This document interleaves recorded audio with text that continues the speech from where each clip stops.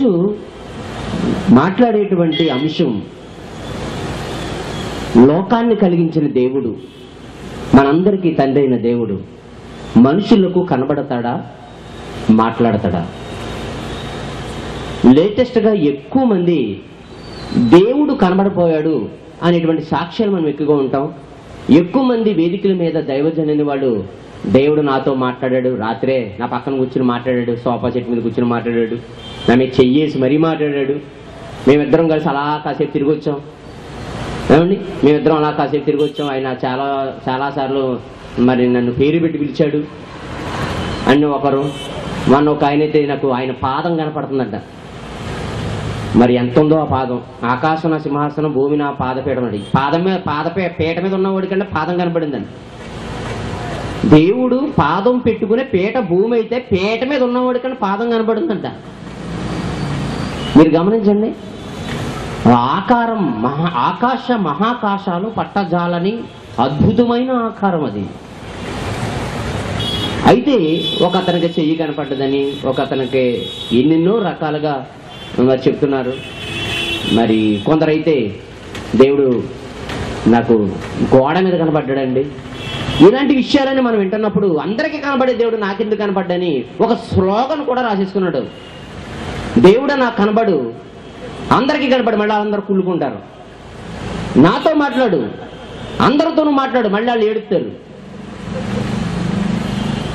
Slogan ఇది ఒక అద్భుతమైనటువంటి మెట్టు అంట పరలోకానికి. నాతో మాట్లాడు, అందరితో మాట్లాడు, నాకు కనబడు, అందరికీ కనబడు. బైబిల్ తెలిసిన వాడి మాటలా, బైబిల్ తెలియని వాడి మాటలా ఇవి? బైబిల్ బాగా చదివిన వాడి మాటలా, బైబిల్ బాగా చదవని మాటలా? అంటే దానిని అనుసరించే వారు కూడా కోకలుగా ఉన్నారు ఈరోజు సమాజంలో. అయితే ప్రియమైన దేవునివల్లరా, మీరు సత్యాన్ని వినడానికి వచ్చారని అనుకుంటున్నాను. ఈ రోజు నేను బైబిల్ రెఫరెన్స్ మాత్రం మీకు ఇస్తాను. ఒకవేళ కాదు తప్పు అనుకున్నటువంటి వాళ్ళు ఎవరైనా ఉంటే, ఎవరైనా ఉంటే ఈ వేదిక దగ్గరికి రావచ్చు, లేదా దీన్ని తప్పు అన్నటువంటి దైవజనులు ఎవరైనా ఉంటే వారు నా దగ్గరికి తీసుకుని రావచ్చు. ఎటువంటి ప్రాబ్లం లేదు. దాకుని చెప్పుకోవలసిన బాధ, భయపడుతూ చెప్పుకోవలసినటువంటి బాధ, అనుమానిస్తూ అనాలోచితంగాను సందేహంగా చెప్పవలసిన అవసరత లేదు.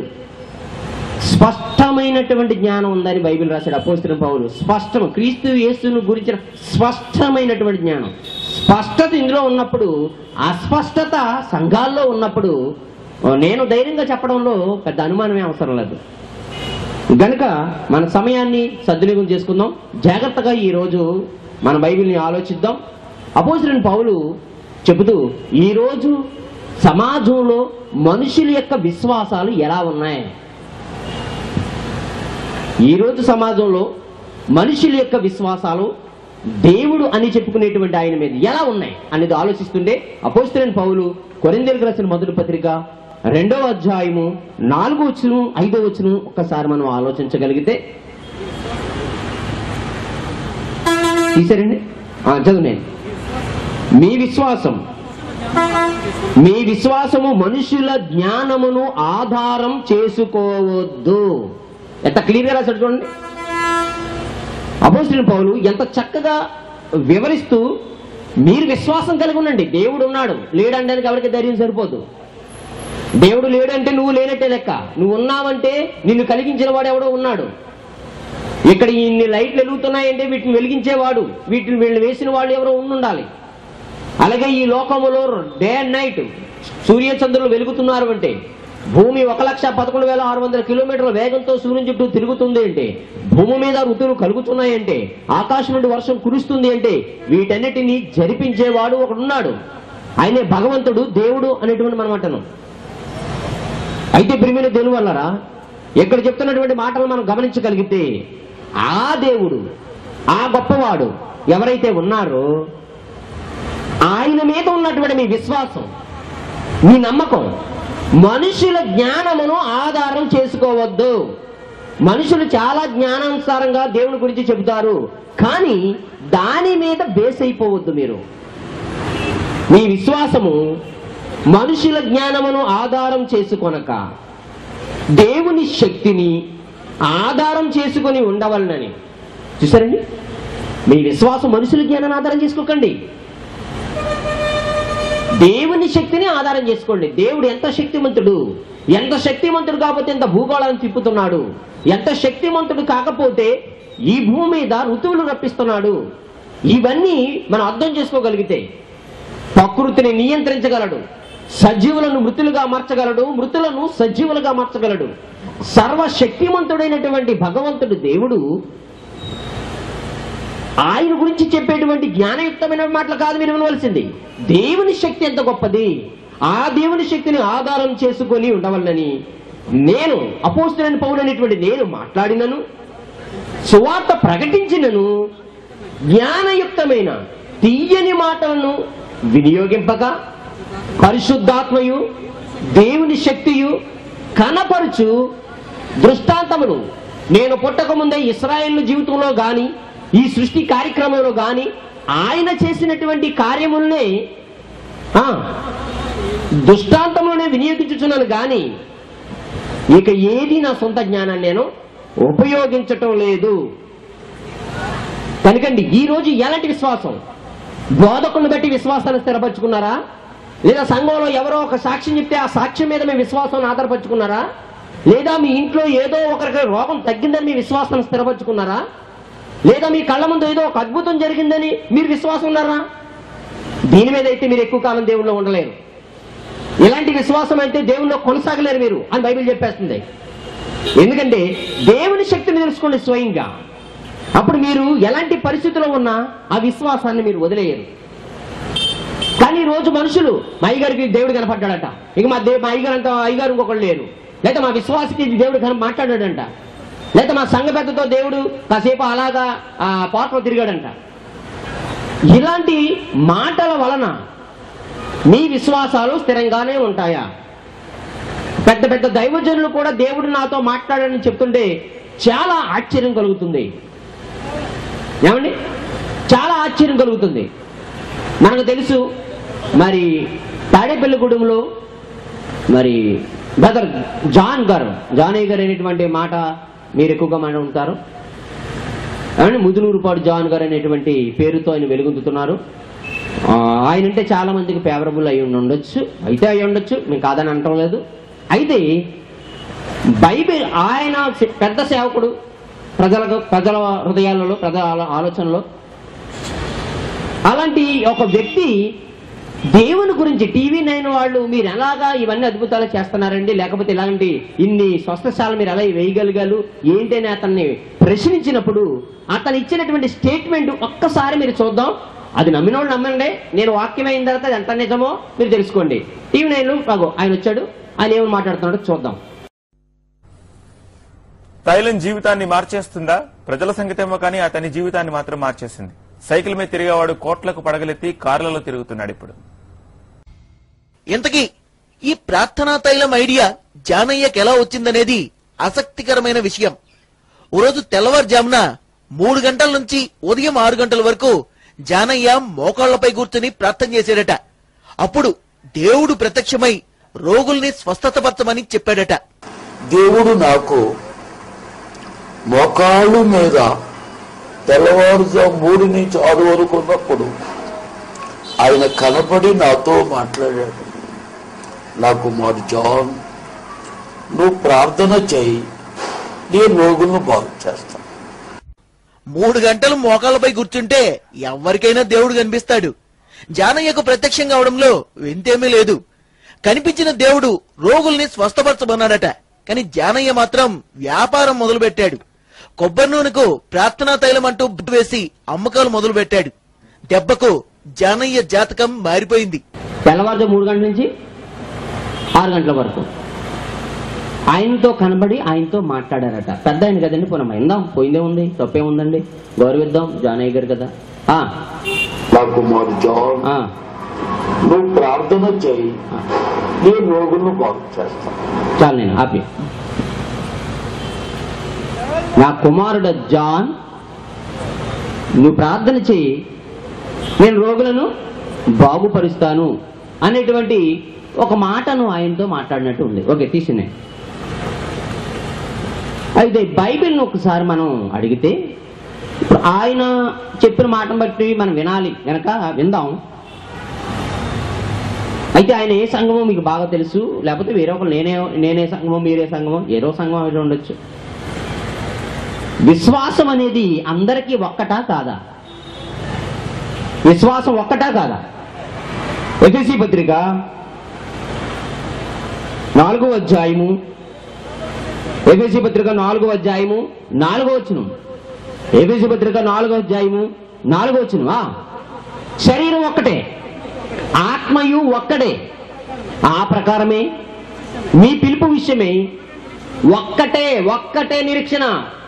సంఘం అనే శరీరం ఒక్కటే, ఆ సంఘాన్ని నడిపించే ఆత్మ పరిశుద్ధాత్మ ఒక్కడే. గనక అందరిలోనూ మీరు ఏ సంఘస్థులైనా, మీరు ఎక్కడున్నటువంటి వారైనా అందరికీ ఒకటే నిరీక్షణ ఉండాలి. ఎస్, ఒక్కటే అన్నాడు. Very good. నెక్స్ట్, ప్రభు ఒక్కడే, ప్రభు ఒక్కడే, విశ్వాసము ఒక్కటే, బాప్తీసము ఒక్కటే. జాగ్రత్త ఉండే, ఏదేది ఒకటంట, ప్రభు ఒక్కడే. జాగ్రత్త. ఇందాక ఆత్మ ఒక్కడే అన్నాడు, శరీరము ఒకటే, శరీరం ఒకటి, ఆత్మ కూడా ఒకటే, ప్రభు కూడా ఒక్కడే, విశ్వాసం ఒక్కటే, అందరికీ బాప్తీసము ఒక్కటే, అందరికీ తండ్రి అయిన దేవుడు ఒక్కడే. ఒక్కటే అన్నాడు. నిరీక్షణ ఒక్కటే, విశ్వాసం ఒక్కటే, ఆత్మ ఒక్కడే, బాప్తీసం ఒక్కటే, ప్రభు ఒక్కడే, అందరికీ తండ్రి అయిన దేవుడు ఒక్కడే అని బైబిల్ చెప్తున్నప్పుడు బహువచనాలు ఎందుకు వచ్చాయి?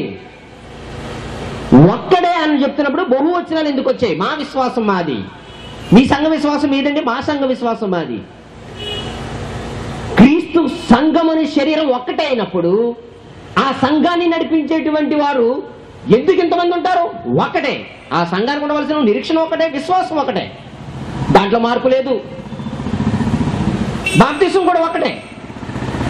ఎవరి నామంలో బాప్తీసం? ఎవరి నామంలో బాప్తీసం? యేసు నామములో, అనగా తండ్రి కుమార పరిశుద్ధాత్మ నామములు కాదు, తండ్రి కుమార పరిశుద్ధాత్మ నామము. నీళ్ల బాప్తీసము, యేసునందు విశ్వాసం ఉంచడము. ఎవరు ఆలోచించండి, అందరికీ తండ్రి అయిన దేవుడు ఒక్కడే. దేవుడు ఒక్కడే అంటే మరి యేసుక్రీస్తు ఎవరండి అండి? తండ్రి అయిన దేవుడు. తండ్రి అనేవాడు ఏ కుటుంబానికైనా ఒక్కడే ఉంటాడు.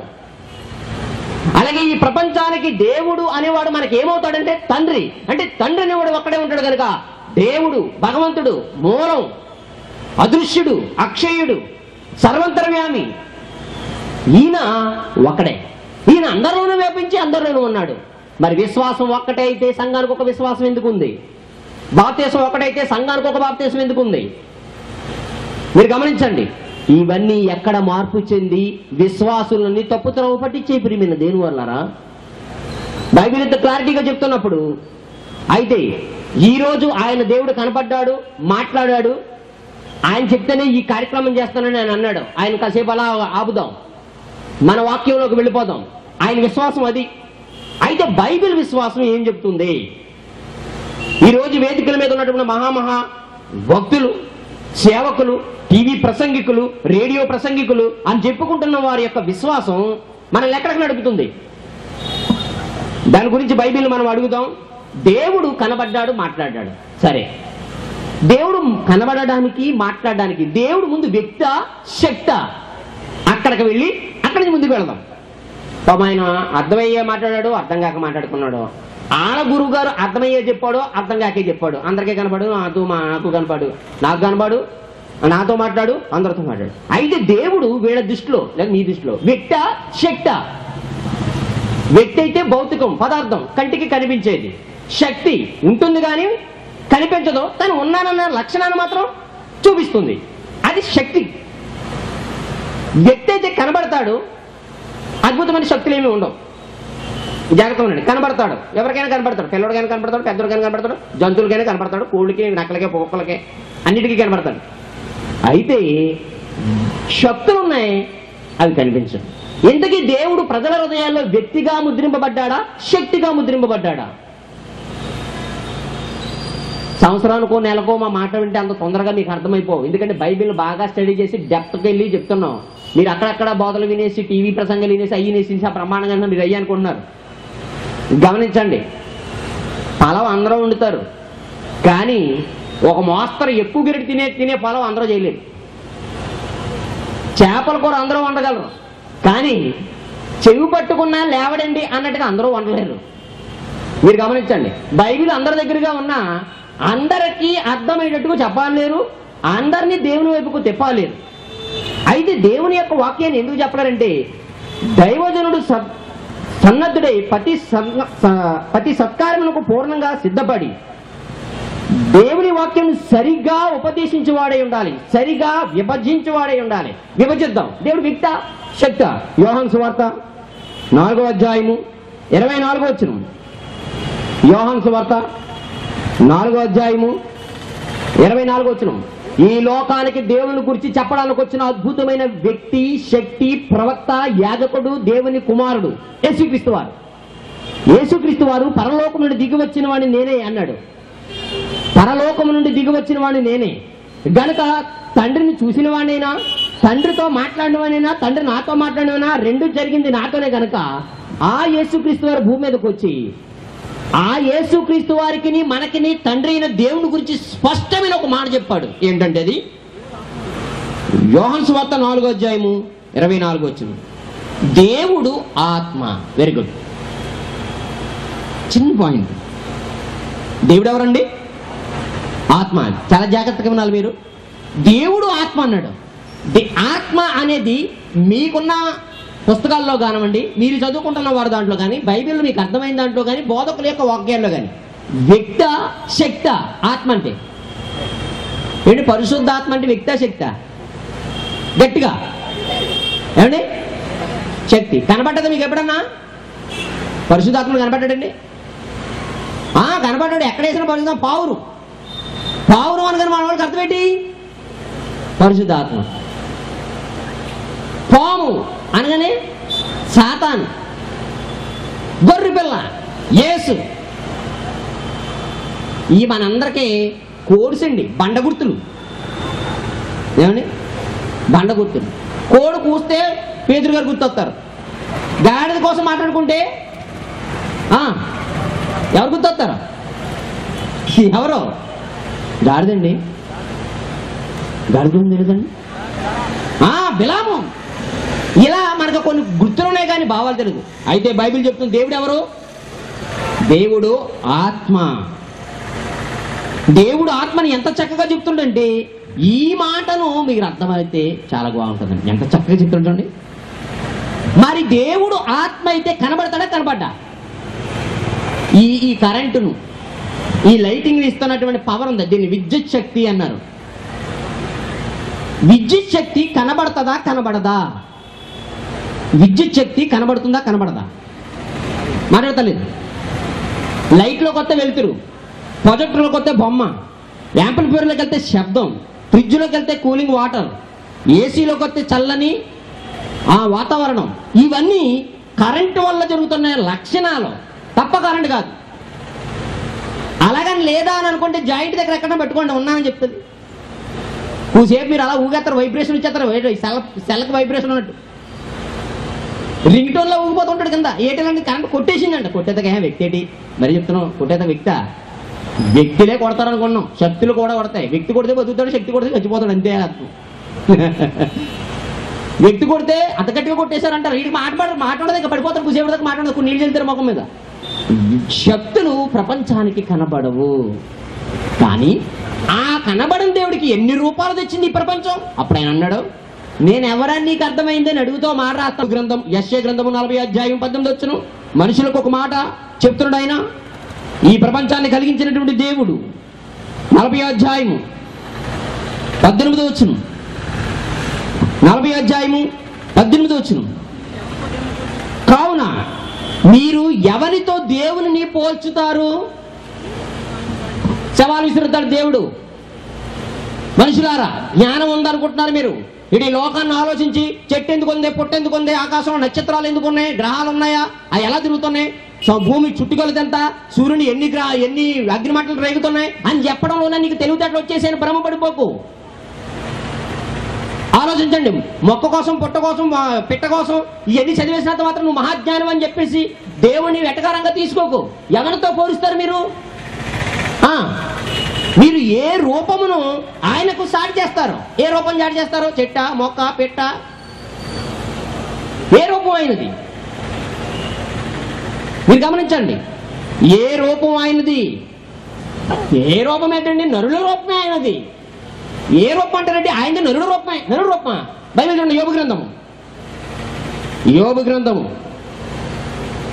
9వ అధ్యాయము. యోబు గ్రంథము 9వ అధ్యాయము 32వ వచనం. 32వ వచనం. ఆయన నా వలె నరుడు కాడు. ఎక్సలెంట్ మాట. ఆయన ఈ లోకాన్ని కలిగించిన వాడు, అందరికీ తండ్రైన దేవుడు, ఆత్మ స్వరూపి, సర్వంతరమేమి, సర్వశక్తి స్వరూపుడు. నరుడు కాడు. నరుడు కాడు. దేవుడు నరుడు కాడు. ఆయన చూడండి బైబిల్. అందరి బైబిల్లోనూ అండర్లైన్ చేసుకోవాలి. ఆయన ఎవరు కాదు? ఆయన నావలే నరుడు కాదు. నావలే నరుడు కాదు. ఇంకో మాట 10వ అధ్యాయం 4వ వచనం. యోబు గ్రంథం 10వ అధ్యాయం 4వ వచనం. నీ నేత్రములు నరులు నేత్రములు వంటివా? నరులు ఆలోచించినట్లు నువ్వు ఆలోచించుతావా? లేదే. నువ్వు అసలు నరుడివే కాదు. నరుడు నేత్రాలు వంటివి నీకు లేవు. మేము ఆలోచిస్తున్నట్టుగా ఎట్టి పరిస్థితుల్లోనూ ఆలోచించు. మీరు గమనించండి. చాలా లోతుకెళ్ళి చెప్తున్నాను. ఎందుకంటే నాకు కనపడ్డాడు, మాట్లాడ్డాడు అనుకున్న వాళ్ళు ఎవరో ఇక ముందుకు వచ్చి మాట్లాడకూడదు ఇక. ఎందుకనంటే దేవుని యొక్క వాక్యం అంత గొప్పది, శక్తివంతమైనది. ఆయన దేనితో పోలుస్తాను? వెండితోనా, బంగారంతోనా, మట్టితోనా, రాయితోనా, చెట్టుతోనా, మొక్కతోనా, పెట్టతోనా, జంతువుతోనా, మనుషులతోనా, స్త్రీతోనా, పురుషుడితోనా? ఏ లింగంతో పోల్చాలి? ఏ వస్తువులో చూడాలి? ఏ ఆకారం ఆయనకి ఇవ్వాలి? నేను చూస్తే కదా ఆయనకి ఈ ఆకారం ఇవ్వడానికి. నేను చూసిందేది నా ముఖం. నేను చూస్తే ఆయన ఇలా ఉన్నాడని చెప్పొచ్చు. ఇది నేను చూడలేదే.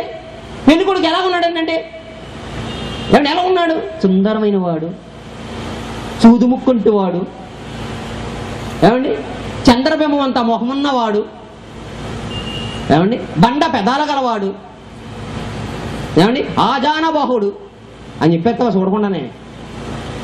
చూడకుండా అందుకే కదా పెళ్లి చూపులు ఎట్టాం. పెళ్లి కూతురు ఎలా ఉంటుందో పెళ్లి కొడుకు తెలియదు, పెళ్లి కొడుకు ఎలా ఉంటాడో పెళ్లి కూతురు తెలియదు. అందుకే కదా సూపులు అరేంజ్ చేసాం వాళ్ళకి. ఆ సూపులో పెళ్లి కొడుకు ఎలా ఉన్నాడని చెప్తే అప్పుడు చెప్తాను చూసిన తర్వాత. లేదా చూసి వచ్చినప్పుడు మీ ఆవిడ వెళ్ళావు కదా పెళ్లి చూపులకి, పెళ్లి కూతురు ఎలా ఉందంటే చెప్తాడు. చూడకుండా ఎలా ఉందంటే చూడకుండా ఎలా చెప్పాలని అంటారు. మరి ప్రపంచాన్ని కలిగించిన వాడు నరుడు కాదట. నరుడు నేత్రములు వంటివి కూడా కాదట. నరులు ఆలోచిస్తున్నట్టు ఆలోచించడంట. దేనితోనూ మనం ఆయన పోల్చుకోలేమంట. ఎలా చెప్పేశారు మరి దేవుడు ఎలా ఉంటాడని? ఎలా చెప్పేశారు? అయితే వీళ్ళంతా ఎలా మార్చి చూడకుండానే దేవుణ్ణి ఎలా మార్చేశారో చూడండి. రోమిలికి రాసిన పత్రిక 1వ అధ్యాయము 22, 23. రోమిలికి రాసిన పత్రిక 1వ అధ్యాయం తీసారండి. రోమిలికి రాసిన పత్రిక 1వ అధ్యాయం 22, 23. వారి అవివేక హృదయము అంధకారమైపోయింది. వారి అవివేక హృదయము అంధకారమైపోయింది. వారు తాము జ్ఞానులమని చెప్పుకొనుచు బుద్ధిహీనులైరి. జ్ఞానుగా అనుకున్నప్పుడు జ్ఞానిగా ఉండాలి. ఎందుకు బుద్ధిహీనుడు అయ్యావంటే వారు అక్షయుడకు దేవుని మహిమను, దేవుడికి ఒక మహిమ ఉంది, ఒక గొప్ప స్థితి ఉంది ఆయనకి. ఒక్కొక్కరు ఎవరితోనన్నా పోలిస్తే అంతగా తట్టుకోలేరండి. ఆడికి నాకు పోలిక అంటారు మీరు, వాడికి నాకు పోలిక అంటారు. భూమి మీద ఉన్నటువంటి మనిషితోనే పోలిస్తేనే నువ్వు తట్టుకోలేనప్పుడు భూమి మీద దేవుని ఎన్నిటితో పోల్చేస్తావు నువ్వు? నీకు దేవుడు అర్థం కాకపోతే మానేయాల. అంతేగాని నీకు అనుకున్న ఆకారాన్ని దేవుళ్ళు చూడటం ఎంత తప్పు. అది ఏ మతస్థుడైనా సరే, అది క్రైస్తవుడైనా, ముస్లిమైనా, హిందువైనా, మరి ఎవరైనా దేవుణ్ణి చులకన చేయకండి దయచేసి ప్లీజ్. మీకు దేవుడి కోసం తెలియకపోతే మానేయండి.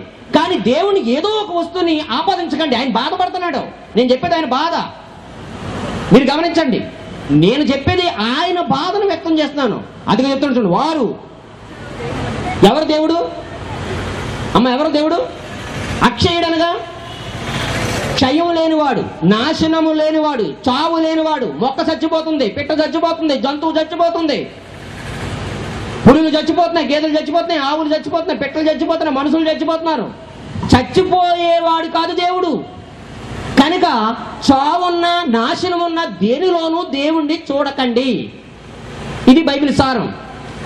వారు అక్షయుడకు దేవుని యొక్క మహిమను క్షయమగు మనుషుల యొక్కయు, పక్షుల యొక్కయు, చతుష్పాద జంతువుల యొక్కయు, పురుగుల యొక్కయు ప్రతిమా స్వరూపముగా మార్చేశారు. దేవుడు ఆత్మ అని చెప్పాడు. దేవుడు నరుడు కాడని చెప్పాడు. ఆయన నేత్రములు మనుషుల నేత్రములు వంటివి కాదు. మనుషులు ఆలోచిస్తున్నట్టుగా ఆయన ఆలోచించాడని ఇంత చక్కగా చెప్పినా మనుషులంటే ఆయన్ని దేనికి మార్చారట?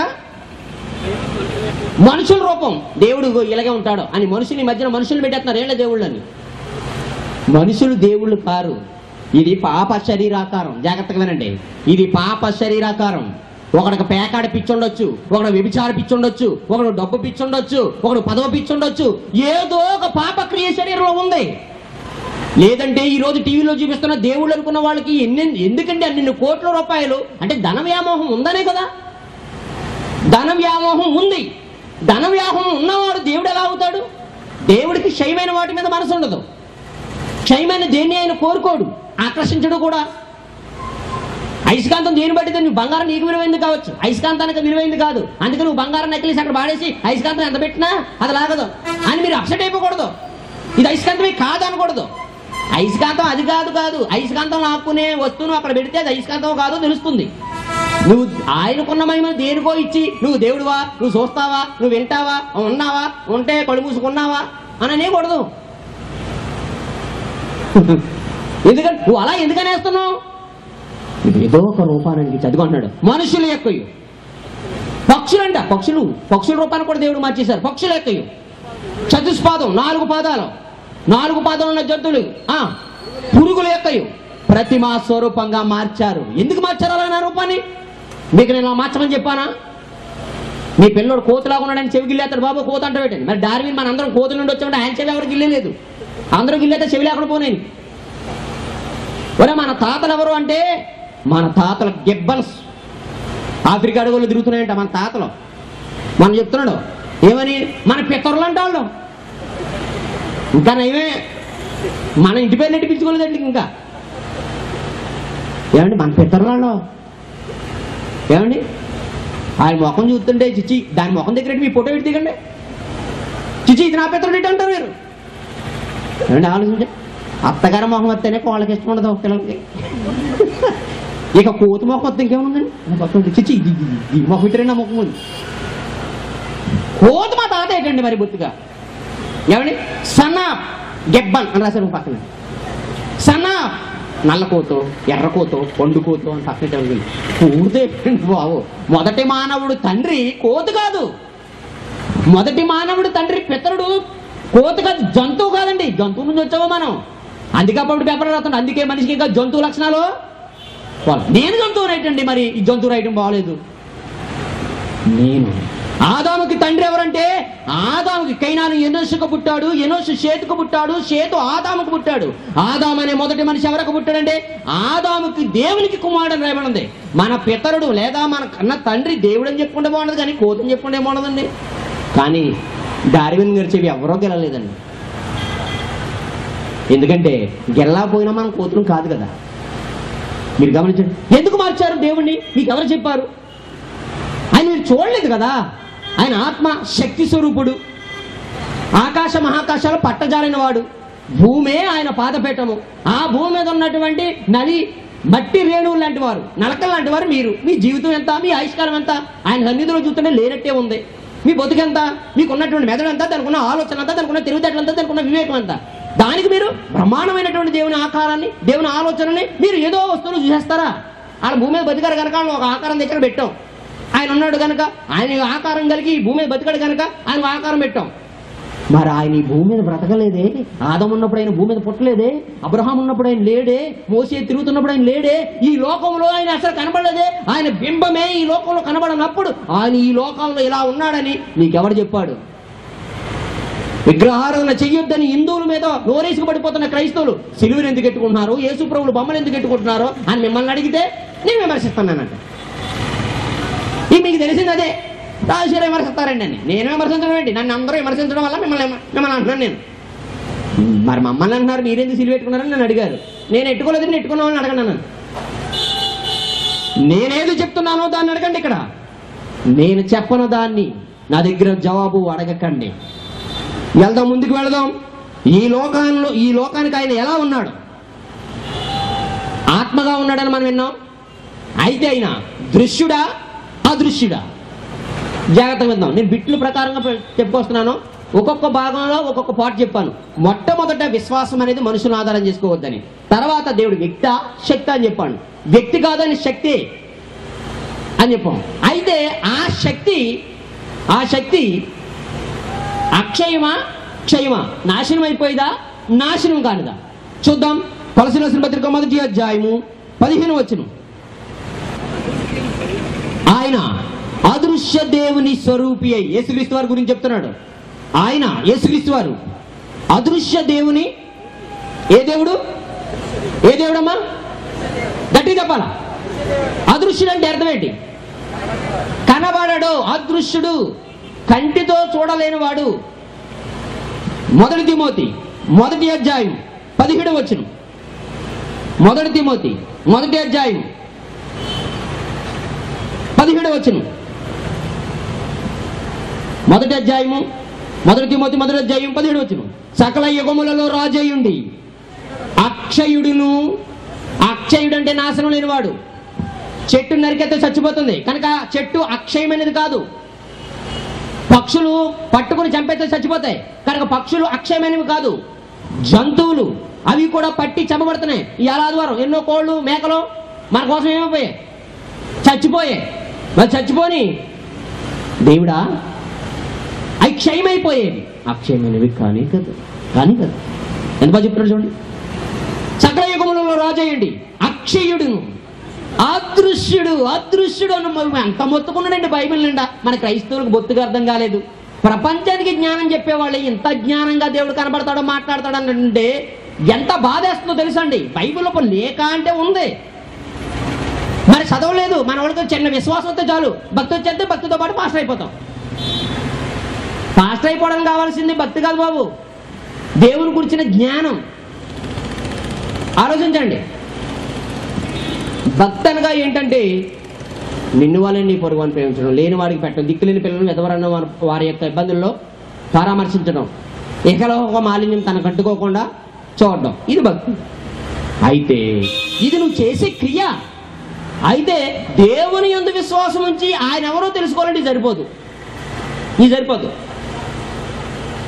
ఇది తెలిసికే వీధికి ఒక 2-3 చర్చిలు, గ్రామానికి 10 చర్చిలు, ఎక్కడ పడితే అక్కడ ఎన్నెందుకు వెలిసాయనుకుంటున్నారు? సేవకుడు అనేవాడు లోతైనటువంటి భావాలు కలిగి దేవుని గురించి స్పష్టమైన జ్ఞానాన్ని తెలుసుకుని హేతువడుకు ప్రతి వానికి సమాధానం చెబుతూ అనేక మంది దేవుని వైపుకు తిప్పాలంటే దేవుణ్ణి అదృశ్య దేవుడు అని, అక్షయుడని, ఆయన కనిపించేవాడా కనిపించడానే ఇది ముందు సేవకుడుగా నువ్వు గమనించి సమాధానం చెప్పాలి. ఏదండి ఇదంతా ఈరోజు ఎవరో చూడలేదండి. విశ్వాసులు కూడా ఎవరో పట్టించుకోవట్లేదండి అలాంటివి. ఎందుకంటే 2 మాటలు అంటాక 2 మాటలు చెప్తే సరిపోద్ది ఏంటండి అనుకుని అలవాటు పడిపోయారు ఏమండి. అంతేకాని దేవుని స్పష్టంగా భర్తను అర్థం చేసుకోవడమే మొదలెడితే ఎంతమంది సంవత్సరాలు నిలబడతాయండి? మీరు ఆలోచించండి. భర్తని అర్థం చేసుకోవడమే ప్రారంభిస్తే, భార్యని అర్థం చేసుకుంటాం ప్రారంభిస్తే ఎంతమంది సంవత్సరాలు బాగుంటాయి? అర్థం చేసుకోవడానికి పోయి ఇంకా అర్థమవడానికి నువ్వు ఆ జీవితాన్ని నాశనం చేసుకుంటున్న వారి జీవితాలు మరి వాళ్ళ ఎప్పుడు కూడా ఎదుటోడు మారాలనుకుంటున్నారు కానీ నేను మారాలని మాత్రం అనుకుంటలేదు. ఎదుటోడు మారాలనుకునేంత వరకు మీ జీవితాలు బాగుపడవు. నేను మారితేనే నాకు జీవితం మారుతుంది అనుకున్న వాడి జీవితం ఎప్పటికైనా బాగుంటుంది. ఇది ఛాలెంజ్తో కూడుకున్నటువంటి మాట. కానీ నేను మారాలనుకుంటలేదు. ఆడు మారాలి.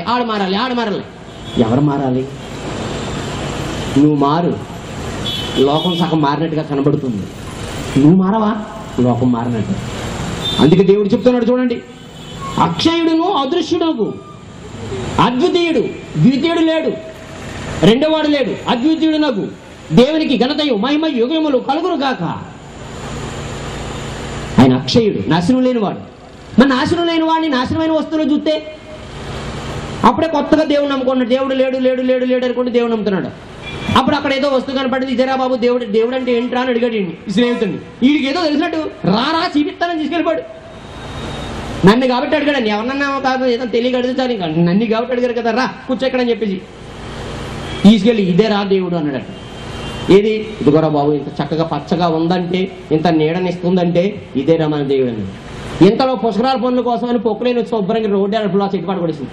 రేపు పొద్దున మళ్ళీ వచ్చాడు దేవుడు, లేటు రే నేను చూపించాను దేవుడు లేడురా, చచ్చిపోయాడు. దేవుడు చచ్చిపోయాడు అంటే అతనికి తెలిసిన జ్ఞానం చెప్తున్నాను నేను. అతను తెలిసిన దేవుడు, దేవుడు చచ్చిపోవడం రా నేను చెప్తున్నాను. ఇదిగో చచ్చిపోయాడు. ఇప్పుడు సమాధి ఎవరు చేస్తారు?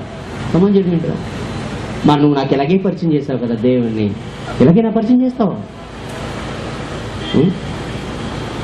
అమ్మ నాన్న దేవుళ్ళు అంట. నాన్న చచ్చిపోతే సమాధిలో పెట్టేలా చూస్తాడు, దేవుడు చచ్చిపోడా? అమ్మ నాన్న దేవుళ్ళా? అమ్మ నాన్న దేవుళ్ళా అండి? కాదు.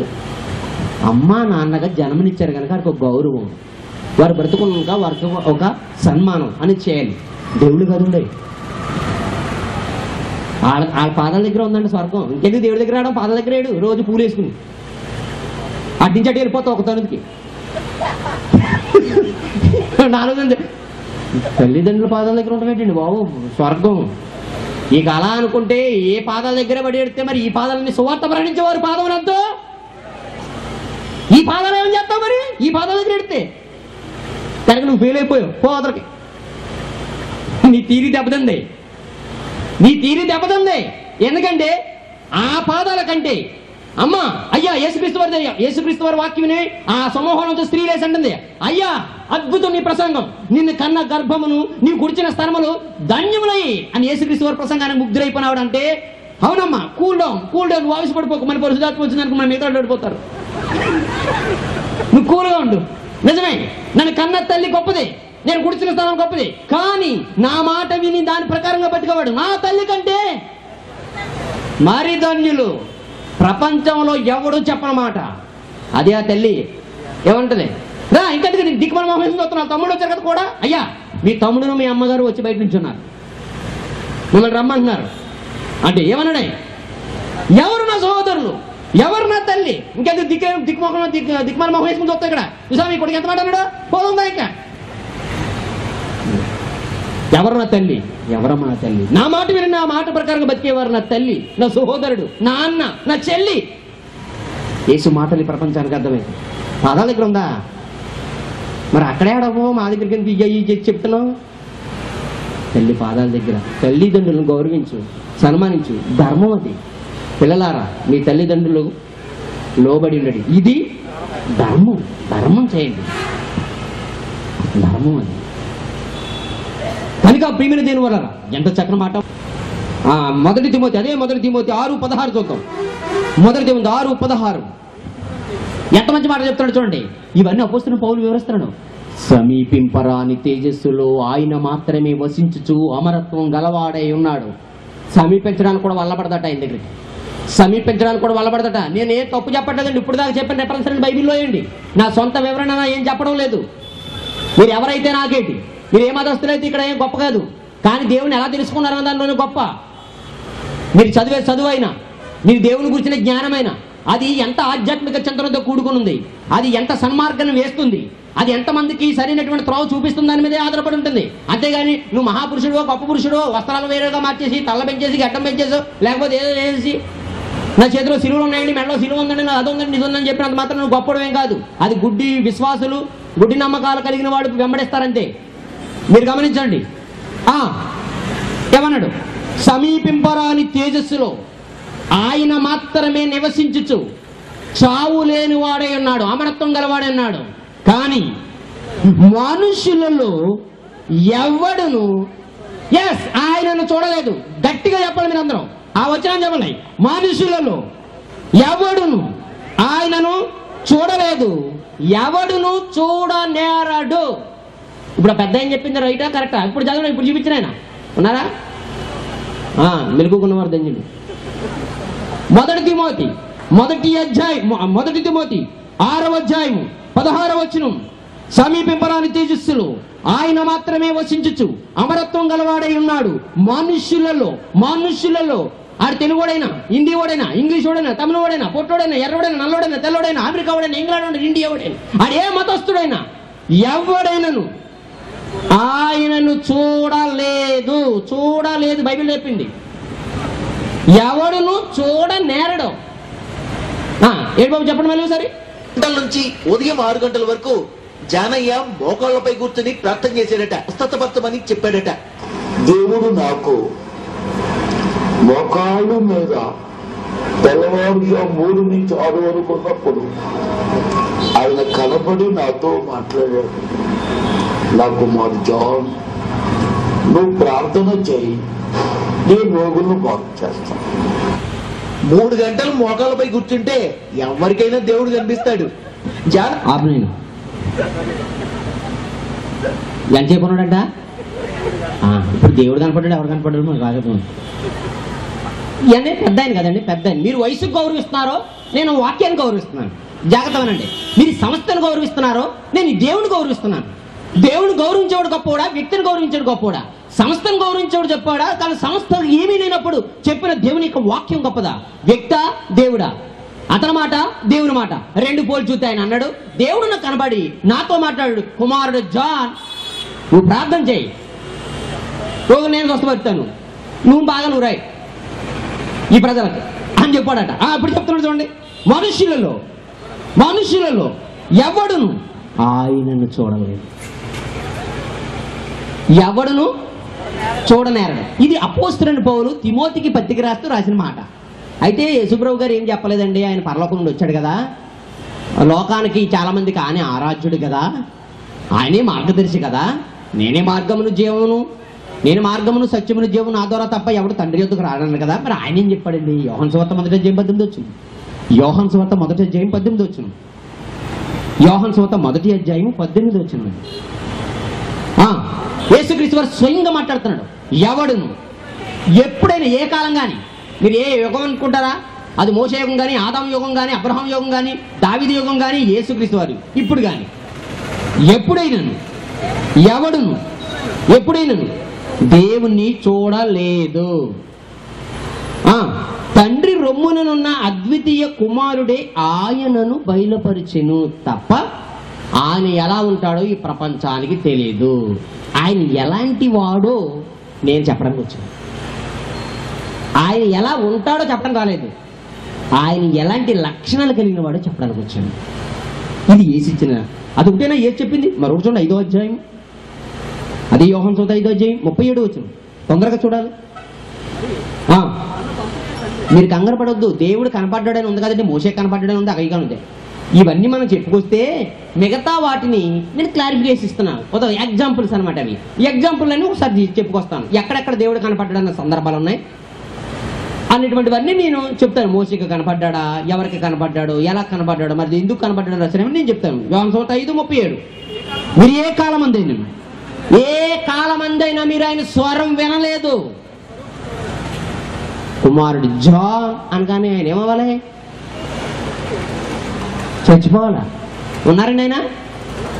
ఉన్నారు. మరి ఆయన ఎవరి స్వరం వినేసాడో? ప్రార్థన చేయించుకుంటూ ఎవరో వచ్చి ఉంటారో ఈ ప్రార్థనలో ఈయన ఇంకా ఆ స్వరం ఈ స్వరం అనుకుని పాపం ఇంకెలా అయిపోయి ఉంటాడు.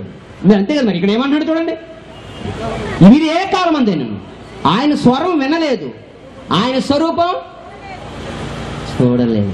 ఏ కాలమైనా సరే మీరు ఏ కాలంలో చూసుకోండి. మోషే గారికి ధర్మశాస్త్రం ఇస్తున్న కాలం కానివ్వండి, విశ్వాస సంబంధులైనటువంటి వారు వచ్చినటువంటి అబ్రహాం గారి కాలం కానివ్వండి, మహాబాధలు అనుభవించిన యోబు గారి కాలం కానివ్వండి, దేవుని కీర్తించినటువంటి దావీదు గారి కాలం కానివ్వండి, మహాప్రవక్త అయినటువంటి యెషయా గారి కాలం కానివ్వండి, మలాకి చివరి ప్రవక్త అయిన మలాకి గారి కాలంలో కానివ్వండి, యేసు వచ్చినటువంటి జకర్యా, దావీదు తండ్రి అయిన జకర్యా కాలం కానివ్వండి, ఇప్పుడు కానివ్వండి, మీరే కాలం అందేనండి ఆయన స్వరం ఏం లేదు. 6:46 దేవుని యొద్ద నుండి వచ్చిన వాడు తప్ప జాగ్రత్త వినాలి మీరు. దేవుని యొద్ద నుండి వచ్చిన వాడు తప్ప. ఎవరతను? యేసుక్రీస్తు వారు. దేవుని యొద్ద నుండి వచ్చిన వాడు తప్ప మరి ఎవ్వడును తండ్రిని చూచి ఉండలేదు. నేను ఇవి కొత్తగా మీకు పరిచయం చేస్తున్నట్టు ఉండొచ్చు, కానీ ఎవరో ఎత్తుకోక, సంఘాల్లో ఎవరో మాట్లాడక, ఇవి మీకు కంట కనపడక మీకు తెలిసిందే జ్ఞానం అనుకున్నారు, మీరు విన్నదే మహాబోధ అనుకున్నారు. మీరు గమనించండి. కానీ ఇక్కడ చెప్తాం చూడండి, దేవుని యొద్ద నుండి వచ్చిన వాడు తప్ప మరి ఎవడును తండ్రిని చూచి ఉండలేదు. ఈయనే తండ్రిని చూసి ఉన్నాడు. ఈయనే అంటే ఒక్కడే, వన్ అండ్ ఓన్లీ. ఎవరండి దేవుని చూసి ఉన్నాడు? నాకు ఆడియన్స్ రావాలి సౌండ్. దేవుడు చూసింది ఎవరని చెప్తున్నాడు ఇక్కడ. యోహాను సువార్త 6:46. నన్ను ప్రశ్నించడానికి వచ్చిన వారు కానీ, నా మీద విరోధ బుద్ధితో వచ్చిన వారు కానీ, ఏం చెప్తాడులే అని మార్కులు ఎత్తాక వచ్చిన వాళ్ళు కానీ, మీరు ఎవరైనా సరే రాసుకోండి. మీరు ఎవరి దగ్గరికి వెళ్ళి ఆ రిఫరెన్స్ చూపించి ఏం వివరణ ఇస్తారో మరి వినండి. పోనీ నేను చెప్పింది వివరణ తప్పే, ఆ మహానుభావులు ఏమి ఇస్తారో చెప్పండి. పోనీ వాళ్ళని వదిలేసి తెలుగు పండిట్ దగ్గరికి కానివ్వండి, హిస్టరీ చదువుతున్న వాళ్ళు కానివ్వండి, బాగా ఉన్నారు విశ్లేషకులు అంటారు. ఆ విశ్లేషకుల దగ్గరికి వెళ్ళి ఈ బైబిల్ ఎట్టుకెళ్ళి రిఫరెన్స్ రావు సార్, వీళ్ళు చెప్తారా భావం ఏంటి అడగండి, వాళ్ళ ఉద్దేశం ఏంటి అడగండి చెప్తారు. ఆయన కనబడ్డని చెప్తుంది అయ్యా ఆ మాట. మరి ఎవరు కనబడంటే ఆయన ఒక్కడే చూశాడండి. ఎవరైనా దేవుని యొద్ద నుండి వచ్చిన వాడు తప్ప మరి ఎవడు నువ్వు తండ్రిని చూచి ఉండలేదు. ఈయనెవరు? యేసుక్రీస్తు వారే తండ్రిని.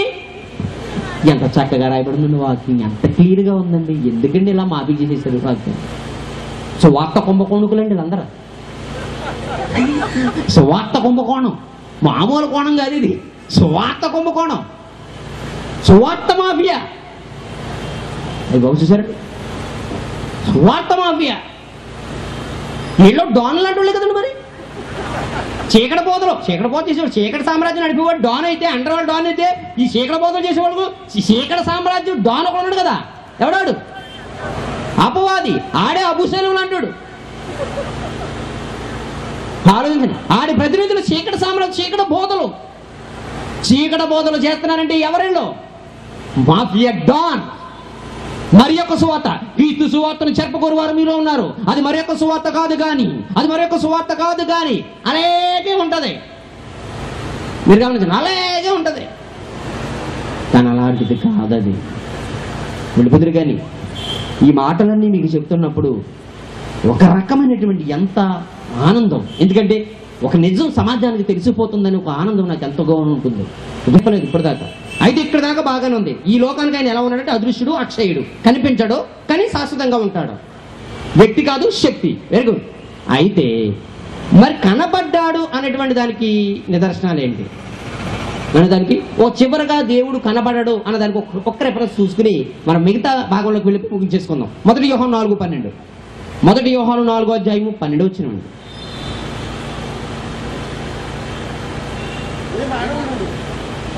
ఏ మానవుడు అది ఏ దేశంలో ఉన్నవాడని, ఏ మానవుడు దేవుణ్ణి ఎప్పుడు నీ చూచి ఉండలేదు. ఇలా చూపించుకుంటూ పోతే బైబిల్లో ఎన్నో రెఫరెన్స్లు ఉన్నాయి. ఏమండి, మరి బైబిల్లో చాలా మంది దేవుడు చూచాడన్నారు కదండి. మీరు ఒక్కరు ఎలా చెప్తున్నారు? పోనీ ఇప్పుడున్న పాస్టర్లో చూశారనుకుంటే అబద్ధం అనుకుందాం. మరి బైబిల్లో ఉన్న భక్తులే దేవుణ్ణి చూసామన్నట్టుగా బైబిల్ రాసింది. మరి దాన్ని మీరు ఎలాగంటారు అని మీరు నా క్వశ్చన్ ఉంచవచ్చు. దేవుడు కనబడకపోతే మేము దేన్ని చూసి నమ్మమండి? మేము ఆయనకి ఎలా పూజలు అందించాం? మేము ఎలా ఆరాధన చెయ్యం? మాకు సిలువ ఉంటే కానీ ఆరాధన రాదు నోట్లోంచి. మాకు ఎదురుకుండా బొమ్మ ఉంటే కానీ మాకు మంత్రాలు రావు. లేకపోతే ఏదో ఒకటి ఉంటే కానీ మాకు ఏదో రాదని మేము అనుకుంటున్నామేమో. అంటే ఎదురుగుండా ఉంటే ఏదో ఒకటి ఉంటే కానీ నీకు భక్తి రాదనమాట. అంతేనా మీ చివరి నిర్ణయం? అంతే, అలాగే తేల్చేశారు. ఇప్పుడు ఏదైతే ఉంటే నేను ఒప్పుకోనని ఇశ్రాయేలుతో కటాకంటిగా చెప్పాడో, ఏ దూడ చేసుకున్నందుకు ఇశ్రాయేలు మీద దేవుడు మండిపడ్డాడో, ఏ విగ్రహం ఉన్నందుకు ఆయన ఈ లోకాల మీదకి దండయాత్ర చేశాడో, దానినే ఈ రోజు క్రైస్తవులు మరొక రూపంలో మరి పెట్టుకుని నీకైతే ఒకరి న్యాయమును లోకానికైతే ఒక న్యాయం అన్నట్టుగా తీర్పు తీర్చే పక్షపాతులుగా కనబడుతున్నప్పుడు ఈ క్రైస్తవుల వల్ల కూడా పరలోక రాజ్యం వెళ్ళే అవకాశం కనిపించడం లేదు. ఎందుకంటే సత్యాన్ని అసత్యంగా మార్చేశారు, సరైన త్రోవలో ముళ్ళేసేశారు, అడ్డుబండ్లు వేసేశారు. కనుక వీళ్ళ బోధన నమ్మే కంటే ఇదిగో బైబిల్ ఉన్నటువంటి మహాజ్ఞానాన్ని విందాం. అయితే బైబిల్లో దేవుని చూశారన్న వారి సెక్షన్ ఒక్కసారి గమనిద్దాం. ఆ బైబిల్ వాక్యాలు మనొక్క ఏళ్ళలా అర్థం చేసుకుని చెప్పారు. చూద్దాం. నిర్గమకాండం 33వ అధ్యాయం 20వ వచనం. నిర్గమకాండము తీసారండి. నిర్గమకాండము 33:20. మోషే గారిని దేవుడు పనికి పిలిచాడు. బాబు, ఇశ్రాయేలు రక్షించాలని వెళ్ళరా బాబు, వాళ్ళ సర్వనాశనం అయిపోయేలా ఉన్నారు, వారిని ఏదో రకంగా నువ్వు రక్షించు అని చెప్పినప్పుడు దేవుని రక్షించగా ప్రజల రక్షించగా వెళ్ళడం అనేసి వెళ్తాను, కానీ ఒక్కసారి నీ ఫిగర్ ఎలా ఉండదు ఒకసారి నీ ముఖం చూడాలి, నువ్వు ఎలా ఉంటావు నాకు కావాలని. నన్ను చూస్తావా? నన్ను చూస్తే కానీ నీకు ఉద్యమం రాదేంటి? మన వాళ్ళు చూడండి, పాటలు లేకపోతే ఉద్యమం ఎలా వస్తుందండి? రాజకీయ ప్రసంగంలో డ్యాన్సర్ ఉండవు, ఉద్యమం ఉండదు, ఇలాగ పోగాలంట. మేము తెచ్చుకునే 150 కూర్చొని 5 మీరు కొట్టేస్తే మేమే రేపు బిల్లు. ఉద్యమం పాటల్లో ఉందా? అసలు ఉద్యమం అంటే గొంతులేసిడే ఉద్యోగమా? చెప్తాను ఈ నెల చెప్పే సబ్జెక్టులో అసలు ఉద్యమం అని ఓ అనుకుంటున్నటువంటి వాళ్ళందరికీ సరైనటువంటి చురక తగిస్తాను. నిన్ను చూస్తానన్నాడు. అప్పుడు దేవుడు ఏమన్నాడు చూడండి, 18వ వచనం. అతడు దయచేసి నీ మహిమను నాకు చూపమనగా ఆయన నా మంచితనమని ఎదుట కనపడతాను. నువ్వు ఎలా ఉంటావు నాకు కనపడమంటే? కనపడకూడదు, నా మంచితనం అంతా నీ మొదలు చూపిస్తానంటాడేంటి? నన్ను నువ్వు చూడాలనుకుంటే నీ మంచితనం నాకెందుకు అంటే ఆయన అంటున్నాడు. 20వ వచనం. నీవు నా ముఖము చూడజాలవు. దేవుడు ముందో మాట వెనకలో మాట చెప్పడం, మాట మార్చడానికి ఆయన నరుడు కాడు, మాట మార్చడం. నీవు నా ముఖము చూడజాలవు అన్నాడు. అన్న కనుక ఆ బండ సొంతలో వెళ్తున్నప్పుడు చూశాడు కదండి అని అనకండి. ఎలా చూడజాలవు అన్న తర్వాత మళ్ళీ ఎలా కనబడతాడండి? మాట మార్చేవాడు కాదు దేవుడు. నీవు నా ముఖము చూడజాలవు, ఏ నరుడును నన్ను చూచి బ్రతకడు. మోసే బతికాడా బతకలేదా? జవాబు, మోసే బతికాడా బతకలేదా? ఈ మాట చెప్పిన తర్వాత మోసే ఇశ్రాయేలు నడిపించాడా? బతికాడంటే దేవుడు చూశాడా? చూసినరుడు ఏమవడం? బ్రతకడం. కానీ మోసే బతికాడా లేదా? బతికాడు. అంటే మోసే ఎవరిని చూడలేదు? దేవుని చూడలేదు. అదన్నాడు, ఏ నరుడు నన్ను చూచి బతుకలేడు కనుక నేను బండ సందులోంచి వెళ్తాను, నా చెయ్యి నీ ముఖాన్ని గట్టి కడతాను, అప్పుడు నా వెనక పార్శ్వం చూస్తావు అన్నాడు. ఆయన చూడవలసింది. ఆయన ఏం చూస్తానన్నాడు? ముఖము. ఈయనేం చూస్తానన్నాడు? వెనక పార్శ్వం అంట. పైగా సమీపింపరాని తేజస్సు. ఈ తేజస్సులో ఏం కనపడుతుంది? ఈ లైట్ కథ మీ ముఖాన్ని తిప్పేసాను, నా ముఖం ఏం కనపడుతుంది మీకు? ఈ పెద్ద లైట్ కథ మీ ముఖాన్ని తిప్పేసాను అనుకోండి, ఇలాగా నా ముఖం బొత్తుగా కనపడదు. ఏంటి లైట్ తిప్పంటే? లైట్ తిప్పితే లైట్ మీ ముఖాన్ని కొట్టేస్తుంది, వెలుగు కాంతి. ఆ కాంతిలో నా ముఖం కనబడదు. ఇది నిత్య సత్యం. అయితే ఇశ్రాయేలులు దేవుని చూసామన్నారు. ఆ సందర్భం కొడుతుంది. నిర్గమకాండం 24వ అధ్యాయము. తొందరగా చూడండి, మీరు అనుకున్న డౌట్స్ అన్ని క్లారిఫై చేస్తున్నాను చూడండి. 24వ అధ్యాయం 10వ వచనం నుండి చూద్దాం.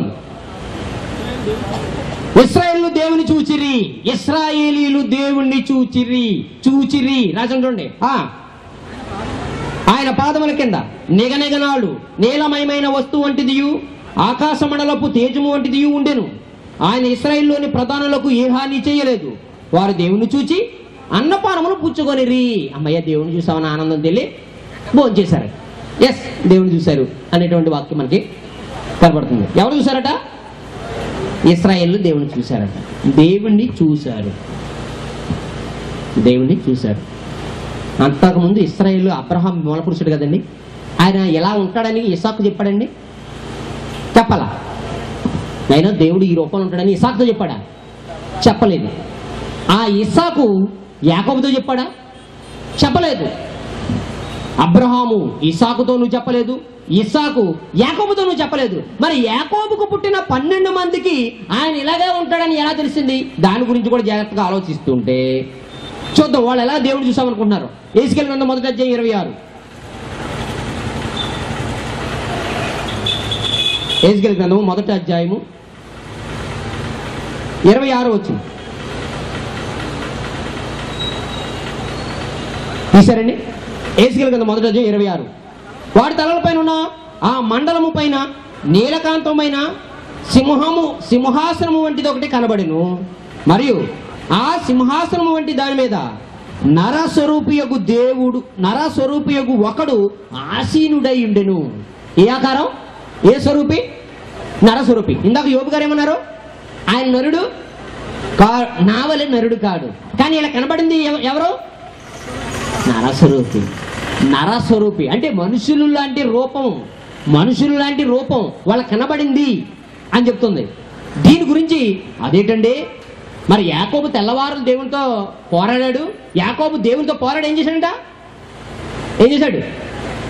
గెలిచేశాడంట. ఎవరి మీద? దేవుడి మీదే. ఇక దేవుడిని తెలిసి యాకోబుని నమ్మకుండా పోయింది ఉంది. ఎందుకంటే దేవుడిని గెలిచేశాడు. దేవుడిని గెలిచేస్తే గెలిచినోడే కదా మనం ఆరాధించాలి. అయితే యాకోబు దేవుడిని గెలిచాడంట. రాత్రంతా దేవునితో పోరాడి గెలిచాడని మన అయ్యగారు చెప్తున్నారు. నిజమే. అప్పుడు అయ్యగారు దేవుడిని వదిలేసి యాకోబు నమ్ముకుందామండి. ఎందుకంటే దేవుడు అంత నోడిని ఎదిరించేసినప్పుడు, పోరాడి గెలిచినప్పుడు, ఇక అలాంటప్పుడు దేవుడు ఎందుకు శక్తిమంతుడు అవుతాడు? యాకోబే శక్తిమంతుడు అవుతాడు. ఆ సందర్భాన్ని ఒకసారి చూద్దాం. ఆదికాండము 32వ అధ్యాయము. ఆదికాండము 32వ అధ్యాయం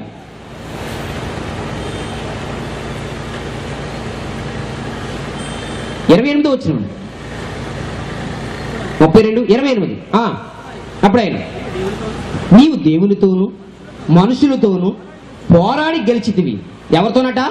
నీవు దేవునితోనూ మనుషులతోనూ పోరాడి గెలిచితివి గనుక ఇక మీదట నీ పేరు ఇశ్రాయేలే గాని యాకోబు అనబడదని చెప్పాను. 30వ వచనం. యాకోబు నేను దేవుని ముఖాముఖిగా చూచితిని, అయినను నా ప్రాణము దక్కినదని ఆ స్థలమునకు పెనూయేలు అను పేరు పెట్టాను. దేవుని ముఖము అని పేరు పెట్టాడంట. జాగ్రత్తగా విందాం. ఇతను పోరాడింది దేవునితోనట. కనుక నేను దేవుణ్ణి ముఖాముఖిగా చూచాను కనుక నేను బ్రతికాను గనుక దానికి పెనూయేలు దేవుని ముఖం అని పేరు పెట్టాడంట. అంటే యాకోబు దేవుని చూసేశాడు. అంటే దేవుడు నా ముఖం చూస్తే ఎవడో బ్రతకడని చెప్పి మనకు తప్పుడు మాట రాయించాడు. అంతే కదా. అయితే ఒక చోట ఉన్న దాన్ని ఒక చోటే ఆలోచిస్తే మనకి భావం తెలియదు. దాని గురించి దేవుడు ఎక్కడో ఒక చోట జవాబు రాయించే ఉంటాడు. ఎక్కడ రాయించాడు అంటే ఇక్కడ జరిగిన సందర్భాన్ని ఓషియా గ్రంథంలో రాశాడు. చూద్దాం అక్కడ ఏం రాశాడు. ఓషియా గ్రంథం కొంచెం మంది దొరకడానికి కొద్ది కష్టమే, దుర్గుని కప్పుకుని చదవండి, మిగతా రాసుకోండి. ఓషియా గ్రంథం 12వ అధ్యాయం.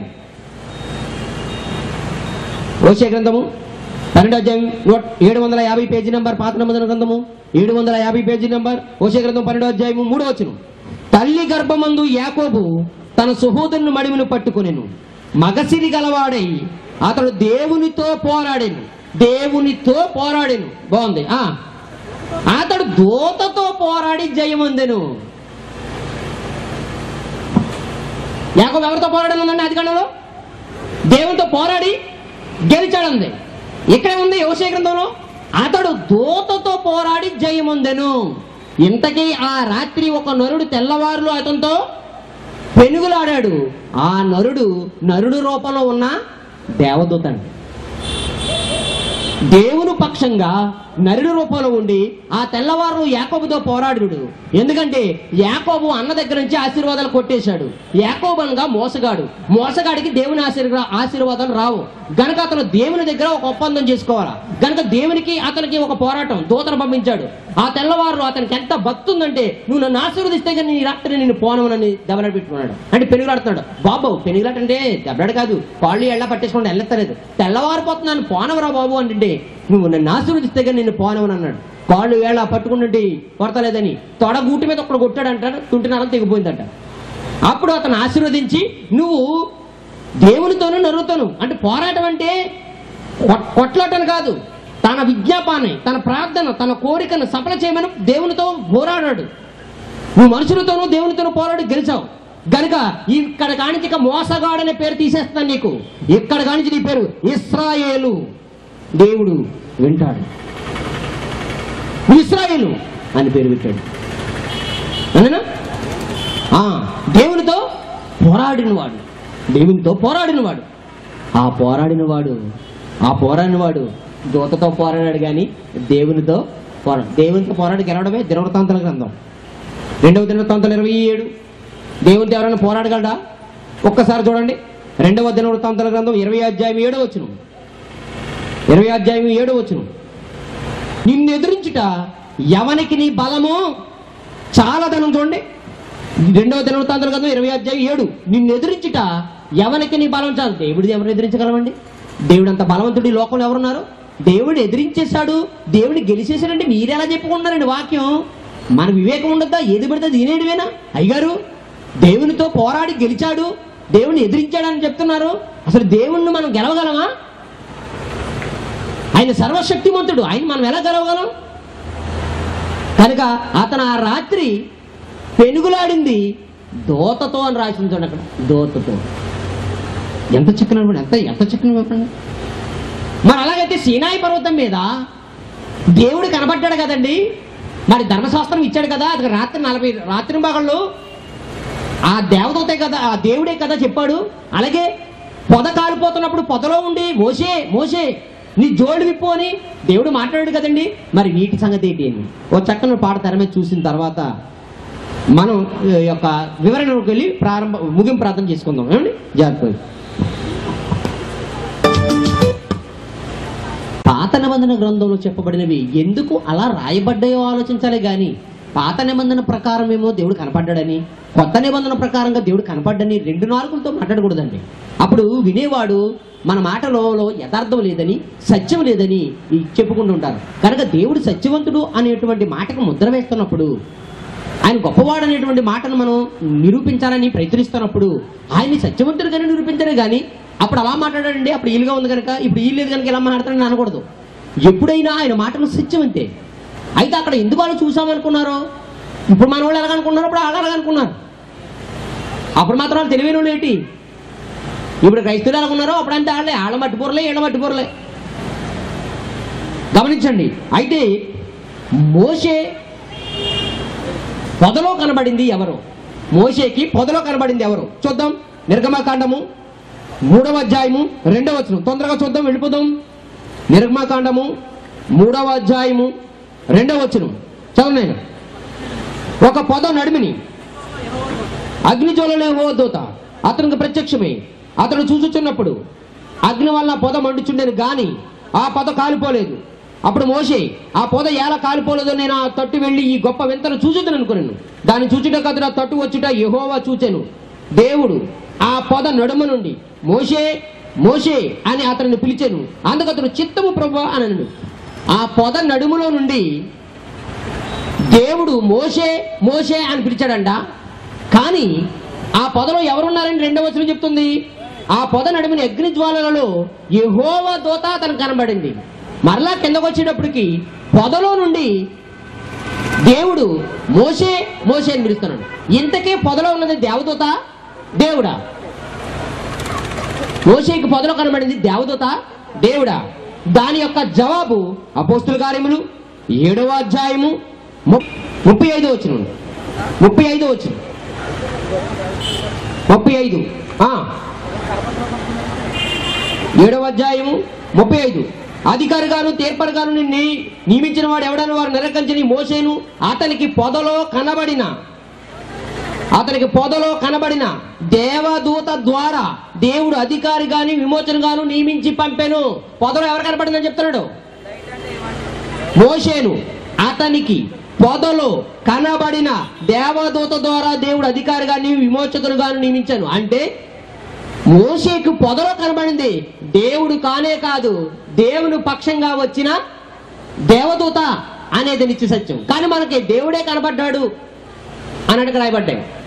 అయితే సీనాయి పర్వతం మీద ధర్మశాస్త్రం రాస్తున్నప్పుడు ఆ ధర్మశాస్త్రాన్ని ఎవరిచ్చారు? నిర్గమకాండము 19వ అధ్యాయం 18వ వచనం. నిర్గమకాండము 19వ అధ్యాయం 18వ వచనం. 19-18. యెహోవా అగ్నితో సీనాయి పర్వతం మీద దిగి వచ్చినందున అదంతయు ధూమమయమైపోయింది. దాని ధూమము పర్వతమంతయు మిక్కులు కంపించాను. అంతకి యెహోవా ఆ యొక్క సీనాయి పర్వతం మీదకు వచ్చాడు, అందుకే ధూమమైపోయిందని నిర్గమకాండములో మోషే రాసినటువంటి కాండాలలో రాయబడితే దాని జవాబు ఇంతకే సీనాయి పర్వతం మీదకి వచ్చింది దేవుడా దేవదూత అనే దానికి మళ్ళీ అపోస్తుల కార్యములు 7వ అధ్యాయము 30వ వచనం చూడండి. 7వ అధ్యాయం అపోస్తుల 7:30. 40 ఏండ్లైన పిమ్మట సీనాయి పర్వతమందు ఒక పొదలోని అగ్నిజ్వాలలో ఒక దేవదూత అతను కనబడితే, పొదలో పర్వతం మీద 38వ వచనం, సీనాయి పర్వతం మీద తనతో మాట్లాడిన దేవదూతతోను, సీనాయి పర్వతం మీద తనతో మాట్లాడిన దేవదూతతోను, మన పితరులతోను అరణ్యములోను సంగమందు ఉండి మనకిచ్చుటకు జీవవాక్యములను తీసుకుని వాడు ఇతడే. అంటే 10 ఆజ్ఞలను తీసుకుని రావడానికి సీనాయి పర్వతం మీదకి వెళ్ళినప్పుడు 10 ఆజ్ఞలు అతనికి బోధించింది దేవుడా దేవదూత? ఏమండి, దేవదూతను స్పష్టంగా చూడండి. కానీ పాత నిబంధన గ్రంథంలో దేవుడే వచ్చాడు. ఎందుకని? వాళ్ళకి దేవుడు మాటే శిరస. అందుకని దూత చెప్పినా అది దూత మాట కాదు, అది దేవుడి మాట కనుక దేవుడి మాటగానే వ్రాయించారు. నేను కనపడను, నేను ఎవరితోనూ మాట్లాడినప్పుడు ఆ మాటను పురస్కరించుకుని మిగతా వాటిని మనం ఇచ్చేసుకోవాలి తప్ప, దేవుడు కనపడ్డాడు, నాతో మాట్లాడాడు, అక్కడికి వెళ్ళమన్నాడు, సేవకి ఇక్కడికి వెళ్ళమన్నాడు, అది చేయమన్నాడు, ఇది చేయమని చెప్పకు. ఒకవేళ నీకు కనపడ్డాడైతే నువ్వు చచ్చిపోయి ఉండాలి. మరి బతికెందుకు వచ్చావని అడగండి. ఏ నరుడు నా ముఖము చూడగలడు, చూస్తే బ్రతకడు. మోషే ముఖాముఖిగా దేవుడితో మాట్లాడాడు. ఏమండి, మోషేతో ముఖాముఖిగా మాట్లాడు. ఇవన్నీ కూడా మనుషులు ఎలా భావిస్తారు అంటే, ఒక చిన్న ఉదాహరణ చెప్తాను. మనుషులు ఎలా భావిస్తారంటే, చిన్న విధం, సంసోరు తల్లిదండ్రులు ఉన్నారు, మనోహ దంపతులు. మీ దగ్గరికి మీకు గర్భఫలం ఇస్తానని వచ్చినప్పుడు అక్కడ జరిగిన ఒక సన్నివేశం చూస్తే మిగతా అన్ని మీకు చక్కగా తేలిపోతాయి. అది చూద్దాం. న్యాయాధిపతుల గ్రంథం 13వ అధ్యాయము,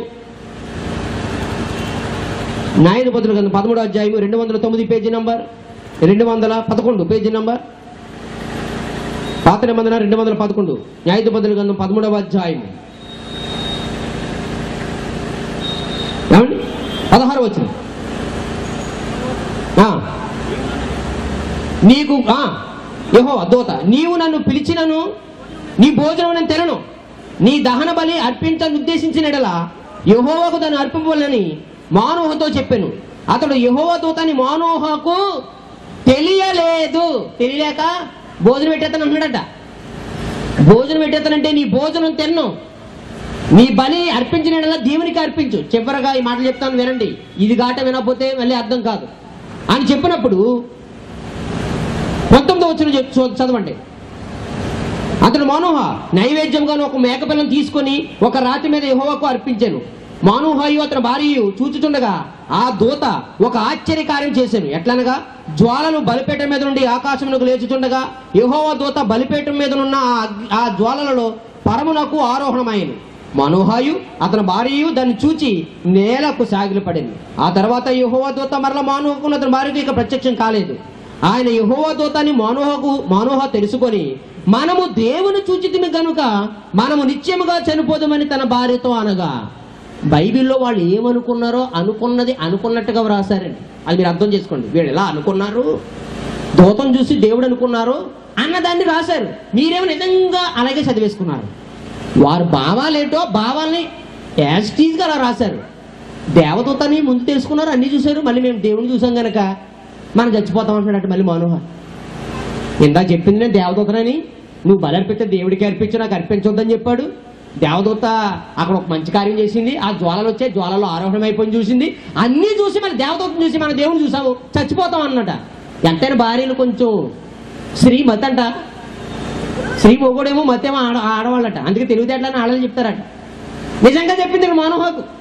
ఏమని చెప్పింది వాళ్ళ భార్య, అతని భార్య, ఊరుకో, యెహోవా మనల్ని చంపకూరని ఎడలా ఆయన దహన బలి నైవేద్యం మన చేత అంగీకరింపడు, ఈ సంగతులన్నీ మనకు చూపింపడు, ఈ కాలముని ఇటు సంగతులు మనకు నిరూపింపడని అతనితో చెప్పాను.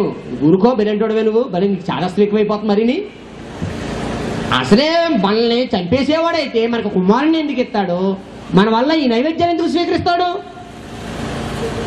గమనించండి. ఈవిడ ప్రార్థన చేస్తుంటది, ఎవరో లైట్ వేస్తారు, అయ్యో దేవుడు నాకు గొప్ప వెలుగు కనబడిపోతుంటది. అలా ఆయన వచ్చాడు బాబు 10 గంటల డ్యూటీకి, ఈవిడ ఎప్పుడెప్పుడు ప్రార్థన ముగించుతాను తెలుసుకుని లైట్ వేసుకున్నాడు అంతే. పోతే ఆదివారం సాక్ష్యం, అయ్యారు చిన్న సాక్ష్యం అంటే అరగంట చెప్తుంది. చిన్న సాక్ష్యమా? చిన్న సాక్ష్యం అండి. అలా నిలబడి నాకు రాత్రి ప్రార్థన చేస్తుండగా గొప్ప వెలుగు కనబడింది. వెలుగు కనబడిందా? మీ ఆయన డ్యూటీ నుంచి వచ్చి లైట్ వేసి ఉంటాడమ్మా, నీకు తెలియక వెలుగు కనబడింది అంటున్నాం. ఎందుకంటే ఆ వెలుగు చూస్తేనే అపోస్తలుడైన పౌలుకి ఏమైంది? కంటి చూపు దెబ్బతింది. వెలుగును చూస్తేనే కంటి చూపు దెబ్బతింది. ఆ గుడ్డితనంతో నెతుకులాడుకుంటే ప్రవక్త కూడా ఉన్నాడు, అక్కడికి వెళ్ళి నీకు కావాల్సిన బోధిస్తాడని, కానీ అక్కడికి వెళ్ళాడు. నీ దగ్గర కూడా పంపుతాడు. అదేంటి ప్రభు అలాంటి నరహంతకుడు మంచోడు కాదు, అలాంటి వాడికి ఎందుకు ఇస్తానంటే అతను ఏం చేయాలో నాకు తెలిసి దగ్గరకు వస్తాను, కానీ అతని దగ్గరికి వెళ్ళగాని అతను చెప్పిన మాటని ప్రార్థన చేస్తే కంటిలోంచి పొరలు ఉడిపడితే అప్పుడు సరిగ్గా కనబడుతున్నాడు చూపు. వెలుగు చూస్తేనే అపోస్తున్న వాడికి కంటి చూపు కనబడకపోతే మన ఓడికి బలే కళ్ళద్దాల నుంచి బలే కనబడిపోతున్నాయి. కళ్ళద్దాలు మళ్ళీ చదివేసి చూస్తుంటారు దేవుణ్ణి. మీకు కథ చెప్పకండి, ఇది నూతన అధ్యాయం. మాలాంటి వాళ్ళం బైబిల్ చదువుతున్నాం. ప్రతిదాని శాస్త్రవేత్తల కంటే పొదునైన వాళ్ళం. శాస్త్రవేత్తలు కని విని ఎరగని రవి కాంతిని చోటికి కవి వెళ్తాడేమో అని అన్నారు. ఆ మొహం ఆడే వెళ్ళగలడు. బైబిల్ పరిశోధించినవాడు దేవుడు ఎక్కడికి వెళ్ళాడు. బైబిల్ పరిశోధించిన వాడు దేవుని హృదయాంతరంలోకి కూడా వెళ్ళగలడు. ఇది నిత్య సత్యం. కవి కాంచిన వాడు రవి కాంచిన వాడు కవి వెళ్తాడంటే నీ మొహం అబద్ధాలు పువ్వులు మాట్లాడుకున్నాయి, కెరటాలు గజ్జెత్తున్నాయి. నువ్వు చెప్పే అబద్ధాలు పువ్వులు మాట్లాడుకున్నాయి. నువ్వు చూసావా? ఏం మాట్లాడు సునామీ అవుతుంది చెప్తున్నాయి నీకు. ఇలాంటి కథలు చెప్తాడు నీ కవి. దేవుని యొక్క వాక్యాన్ని పరిశోధించేవాడు ఆయన హృదయాంతరంలోకి వెళ్ళి శోధించగలడు. ఆయన హృదయాల్లో భావాలు. అందుకే ఆయన బయలుపరిచాడు, ఆయన ప్రవక్త పలికాడు, ఆయన చెప్పాడు. ఆయన ఎందుకు భయభక్తులు గలవాడు ప్రవచిస్తున్నాడు. ఎస్, అది నిత్య సత్యం. అంతేగాని దేవుడు కనపడ్డాడు మాట్లాడు. దేవుడు కనపడతాడు, ఆయన అక్షయుడురా. ఆయన శక్తి అద్భుతమైనటువంటి శక్తిని నీ కట్టితే ఏం చూస్తావు? చచ్చిపోతాం. లైట్ ఇలా చూడలేం. అది అలా నేను చూడలేకపోతున్నాను. నా ముందున్న లైట్ కేవలం 250 వాట్స్ ఉన్న లైట్ నేను చూడలేకపోతున్నాను. ఆయన సమీపింపరాని తేజస్సులో ఆయన మాత్రమే నివసించు అమృతం గలవాడు అన్నాడు. మనుషులను ఎవడు ఆయన చూడలేడు, చూసి బ్రతకలేడు. అలాంటి సృష్టికర్తను చూసేసావా? అయ్యి బైబిల్ కలిగి జ్ఞానవంతులం అని చెప్పుకుంటున్నా మీరు వినడం ఎంత ఆశ్చర్యం అండి. లోక జ్ఞానమే దేవుని జ్ఞానం అని ఎర్రిబాగులు కథలు చెప్పకో. ఈ లోక జ్ఞానం దేవుడి జ్ఞానం అండి. మీరు వెళ్ళి చదువుకుంటున్న జ్ఞానం దేవుడి జ్ఞానమా? మీరు వెళ్ళి స్కూల్లోకి వెళ్ళి చదువుకుంటున్న దేవుని జ్ఞానమా? కాదు. ఈ లోక జ్ఞానం దేవుని దృష్టికి వెర్రితనం. ఈ వెర్రితనం కోసం ప్రార్థన చేయాలి. మళ్ళీ దానికి ఒక రోజు ఏమండి పరీక్షల కోసం ప్రార్థన. దేవుని వాక్యం కోసం ప్రార్థన చేసేవాడు ఎవడు? ప్రత్యేకమంటే మళ్ళీ ఈ చదివేసి ఏం చేస్తాడో ఇంజనీర్ అయిపోతాడు. దేవుడికి లాభం. ఈ చదివేసి డాక్టర్ అయిపోతాడు, రోగులతో ఆడుకుంటాడు. ఏంటి లాభం? ఏటిది లాభం? నువ్వు ఇంజనీర్ అయిపోతే ఆయనకు వచ్చే లాభం ఏంటి? నువ్వు దేవుని కుమారుడు కావాలి. నువ్వు దేవుని కుమారుడు కావాలంటే ఆయన ఆత్మజ్ఞానాన్ని చదవాలి. అందుకే నీ బ్రతుకుంది లోకంలో. గమనించండి, పువ్వు చూసి ఆనందించడానికి అయితే దాని నుంచి పరిమళం ఎవరు అనుభవిస్తారో. అందుకే పువ్వు చూసి ఆనందించడానికే కాదు, దాన్ని అనుభవించడానికి. దానిలో ఉన్న పరిమళం, దానిలో ఉన్న రంగు, దానిలో ఉన్న సువాసన అంతా నాకే. అది చూస్తుండగా నన్ను ఆనందపరచాలి, నన్ను అలంకరించాలి. అది నలిగిపోతే పరిమళం వాసనగా నా మీద పెర్ఫ్యూమ్గా 10 మందికి నాలోంచి వెదలు చల్లాలి. అది పువ్వు చేయవలసిన పని. అందుకని అందంగా పెట్టుకోవడానికి అది ప్లాస్టిక్ పువ్వు కాదు. ఆలోచించండి. నువ్వు ఇంజనీర్ అయిపోతావు. నేను పొలోమని దేవుని ప్రార్థన చేయాలి. చెయ్యండి. జ్ఞానం కావాలని చేయండి. దానికోసమే ప్రత్యేకమైనటువంటి కార్యక్రమం ఏమి ఎక్కడ పెట్టుకో అవసరం లేదు. మీ పిల్లల్ని దేవుని యొక్క బోధనకు అప్పగించండి. అబద్ధ బోధనతో నిండిపోయి సమాజానికి సత్యం చెప్పేవాడిగా ఒక సైనికుడిగా నిలబెట్టండి. ప్రాణాలకు తెగించి పోరాడే సైనికుడిగా క్రీస్తు పక్షంగా నిలబెట్టండి. అజ్ఞానంగా వెళ్ళిపోతూ దేవుడు అక్కడ ఉన్నాడు, ఇక్కడ ఉన్నాడు, ఇలా ఉన్నాడు, అలా ఉన్నాడని చెప్పే ఈ అజ్ఞానులకు బుద్ధి చెప్పే ఒక మంచి దేవుని ప్రతినిధిగా ఈ భూమి మీద నిలబెట్టే ఒక మంచి యోధులను తయారు చేయండి మీ పిల్లల్ని. అంతేగాని చదవండి చదవండి చదవండి చదవండి రాత్రి పగలనుగా పారంకోళ్ళలో కోడుల్లో చేశారు. ఆ కోడి చూడండి సరిగ్గా నడవలేదు. ఏమండి పిల్లలు ఆ బస్సుల్లో నారాయణ బస్సుల్లో వెళ్తుంటే గోజు అద్దాలు ఇంత రావు, అద్దాలు కళ్ళద్దాలు. పొద్దున్న 7 గంటలకు పోతున్నారు, సాయంత్రం 7 గంటలకు వస్తున్నారు. కోడి ఫారం అండి అది. కేవలం బలి కోసమే పంచుతున్న కోళ్ళు. ఆడింటికి వచ్చి తోటకూర కాళ్ళకి ఏరాడిపోతాడు. ఇతను మనకు కాబోయే కలెక్టర్. ఓపిక లేదు, పాడు లేదు. ఇతను మనకి ఇంజనీర్ పెళ్లిసాట్ కూడా అనుకోడు, ఓపిక లేదు. ఇతను ఇంజనీర్ స్టెతస్కోప్ పోయినాడు, అతను మనకి డాక్టర్. ఏమండి చాలా మంది డాక్టర్ కదా మందులు గుర్తొస్తలేదు. పెన్నట్టుకుని దగ్గర గిరగిర తిరిగేస్తున్నాడు, చక్రం పెట్టుకుని రాసిన దాని మీద రాసేస్తున్నాడు, రాసిన మీద రాసేస్తున్నాడు, గుర్తొస్తలేదు మందులు. ఇలాంటి వాళ్ళందరూ సమాజం మీదకి వెళ్ళిపోయి ఏం చేస్తారు? అదే దైవం. చూడండి ఎంతమంది దేవుని యొక్క మాటలు ఉండదు, అందరిని సత్ప్రవర్తనతో నడిపించే బిడ్డల కారణం. అలాగ అవడానికి దేవుడు తండ్రి జ్ఞానులకు వివేకులకు నీ మాటలు మరుగుపరిచి పసిబాలుకి ఈ మాటలు తెలియపరచడానికి వచ్చినప్పుడు నీకు కృతజ్ఞతాస్తుతులు చెల్లిస్తున్నాననేటువంటి యేసుక్రీస్తు వారు తన శిష్యులను ఉద్దేశించి దేవునికి ప్రార్థన చేశాడు. అపోస్తలుడైన పౌలు అన్నాడు, ఈ లోక జ్ఞానం దేవుని దృష్టికి వెరితనంగా చేశాడు. గ్రీసు దేశస్తులు జ్ఞానాన్ని వెతుకుతున్నారు, యూదులు సూచక్రియలు చేయమని అడుగుతున్నారు. మేమైతే సిలువైబడిన క్రీస్తుని ప్రకటిస్తున్నాం, మీరు ఇంకా జ్ఞానాన్ని వెతుకుతున్నారు, మేము జ్ఞానాన్ని ప్రకటించేస్తున్నాం. అపోస్తలుడైన పౌలు జ్ఞానాన్ని మేము ప్రకటించేస్తున్నాం. ఇక్కడ ఎత్తుకుంటున్నారు, పురుగులో ఉంది, పుట్టలో ఉంది, ఆ గ్రహాల్లో ఉన్నాయి, ఎక్కడ ఉన్నాయండి? బైబిల్లో ఉందండి, వెతకండి. బైబిల్ అనే మహాగనిలో దేవుని యొక్క జ్ఞానం నిక్షిప్తమైన ఉంది. దాన్ని పరిశోధించే మంచి శాస్త్రవేత్తలుగా మీ పిల్లల్ని ఎదుగుంచండి. అప్పుడు వారు నిత్య జీవానికి బాటలు వేసుకుని స్వర్గానికి వెళ్లి దేవుని కుడిపార్శ్వంలో కూర్చొని నిత్య జీవానికి వారసులు అవుతారు. దానికి మానేసి క్షయమైనటువంటి ఈ లోకంలో క్షయమైనటువంటి చదువుల కోసం దానికోసం ప్రార్థన చేసి దానికోసం ఇచ్చేసుకుని ఏం చేస్తున్నావు? జనాన్ని నువ్వు బోధకుడుగా తప్పు త్రోవను నడిపిస్తున్నావు. నీ సంగతి, నీ బ్రతుకు సంగతి, నీ బోధ సంగతి రాబోయే దినాలలో దేవుడు చూసుకుంటాడు. దేవుని పక్షంగా నేను చూసుకుంటాను. మనుషులను చూసి దేవుడని భ్రమపడ్డారు, దూతను చూసి కూడా దేవుడనే వారు భ్రమపడ్డారు. వాళ్ళు మానవ రూపాలతో దేవదూతలు వచ్చారే కానీ దేవుడు ఎప్పుడు కూడా ఎబ్రీ పత్రిక మొదటి వచనం నానా సమయంలో నానా విధాలుగా ప్రవక్తల ద్వారా మాట్లాడిన దేవుడు ఈ దినముల అంతమందు కుమారుడు ద్వారా అనగా క్రీస్తు యేసు ద్వారా మాట్లాడాడు. మనకు ఏదో బొమ్మ ఉంటే గానీ మనకు భక్తి ఉండదట. అయితే నీ భక్తి అవసరం లేదు. మనం చూడని దాన్ని విశ్వసించాలి కానీ చూసేదాన్ని విశ్వసించడానికి లేదు. మన నిరీక్షణ చూడని దానికోసం. విశ్వాసం అనేది నిరీక్షింపబడి వాటి యొక్క నిజ స్వరూపమును అదృశ్యమని ఉన్నవనుటకు రుజువైనది. దానిని బట్టి ఏ పెద్దలు సాక్ష్యం పొందరి. ఎబ్రీ రాసిన పత్రిక 11:1 కనుక ప్రపంచములు దేవుని వాక్యం వల్ల నిర్మాణమైనవనియు అందును బట్టి దృశ్యమైనది కనబడు పదార్థములతో నిర్మింపబడలేదనియు విశ్వాసం చేత గ్రహించుకుంటున్నాం. విశ్వాసం కనబడనింది ఉన్నది అని నమ్మాలి తప్ప నాకు దేవుడు కనబడితేనే కానీ నేను ఆయన నమ్మను అంటే నువ్వు ఆయనకు అవసరం లేదు. నీ విశ్వాసం ఆయనకు అవసరం లేదు, నీ భక్తి ఆయనకు అవసరం లేదు, నీ పూజలు, నీ ప్రార్థనలు, నీ ఆరాధనలో ఏమి ఆయన దగ్గరికి తేవసరం లేదు. ఎందుకంటే చూసి నమ్మితే నీ అమ్మ గురించి, నీ తల్లి గురించి ఎవడైనా తప్పుడు మాట్లాడితే నేను అలాంటి దాన్ని కాదురా నీ తల్లి అంటే సాక్ష్యం చెప్పించమ్మా అంటే నీ కొడుక్కి సాక్ష్యం చెప్పించి నీ బ్రతుకు నిలబెట్టుకోవాల్సిన అవసరత ఓ తల్లికి లేదు. ఎందుకంటే ఆ తల్లి రొమ్ము పాలు తాగి ఆ తల్లి దగ్గర ఆడుకుని ఆ తల్లి పెట్టిన గోరుముద్దలు తిని ఆ తల్లి ఇచ్చిన బ్రతుకు మీద ఆధారపడిన నువ్వు మరలా నిన్ను తప్పుడు సాక్ష్యం చెప్పి ఎవడో చెప్తే తప్పుడు మాట, ఆ తప్పుడు మాట నువ్వు విని నీకు సాక్ష్యం కావాలనుకున్నప్పుడు ఆ తల్లి నీకు సాక్ష్యం చెప్పించి నేను నమ్మించవలసిన అవసరత లేదు, ఉండదు, నేరదు. అలాగే దేవుడు కూడా నేను ఆయన కనబడతాను కానీ నమ్మనన్నాడు. ఎవరో తోమ యేసు కనబడ్డాడు. చెప్పకండి కథలో, నేను ఆయన చేతిలో ఏలి పెట్టి పక్కలో ఉంచితేనే గాని నేను నమ్మనన్నాడు. అప్పుడు యేసేమన్నాడు, తోమ నువ్వు చూచి నమ్మా, కానీ చూడక నమ్మిన వారు ధన్యులు. మీరు చూడక నమ్ముతారా, చూసి నమ్ముతారా? భగవంతుడు కనబడిపోయాడా? నువ్వు చూసావా? ఎర్రిబాగులోడు చెప్పు నీ కథలు. నువ్వు ఎర్రిబాగులోడు కాదే, దేవుని యొక్క జ్ఞానం తెలుసుకున్నవాడు.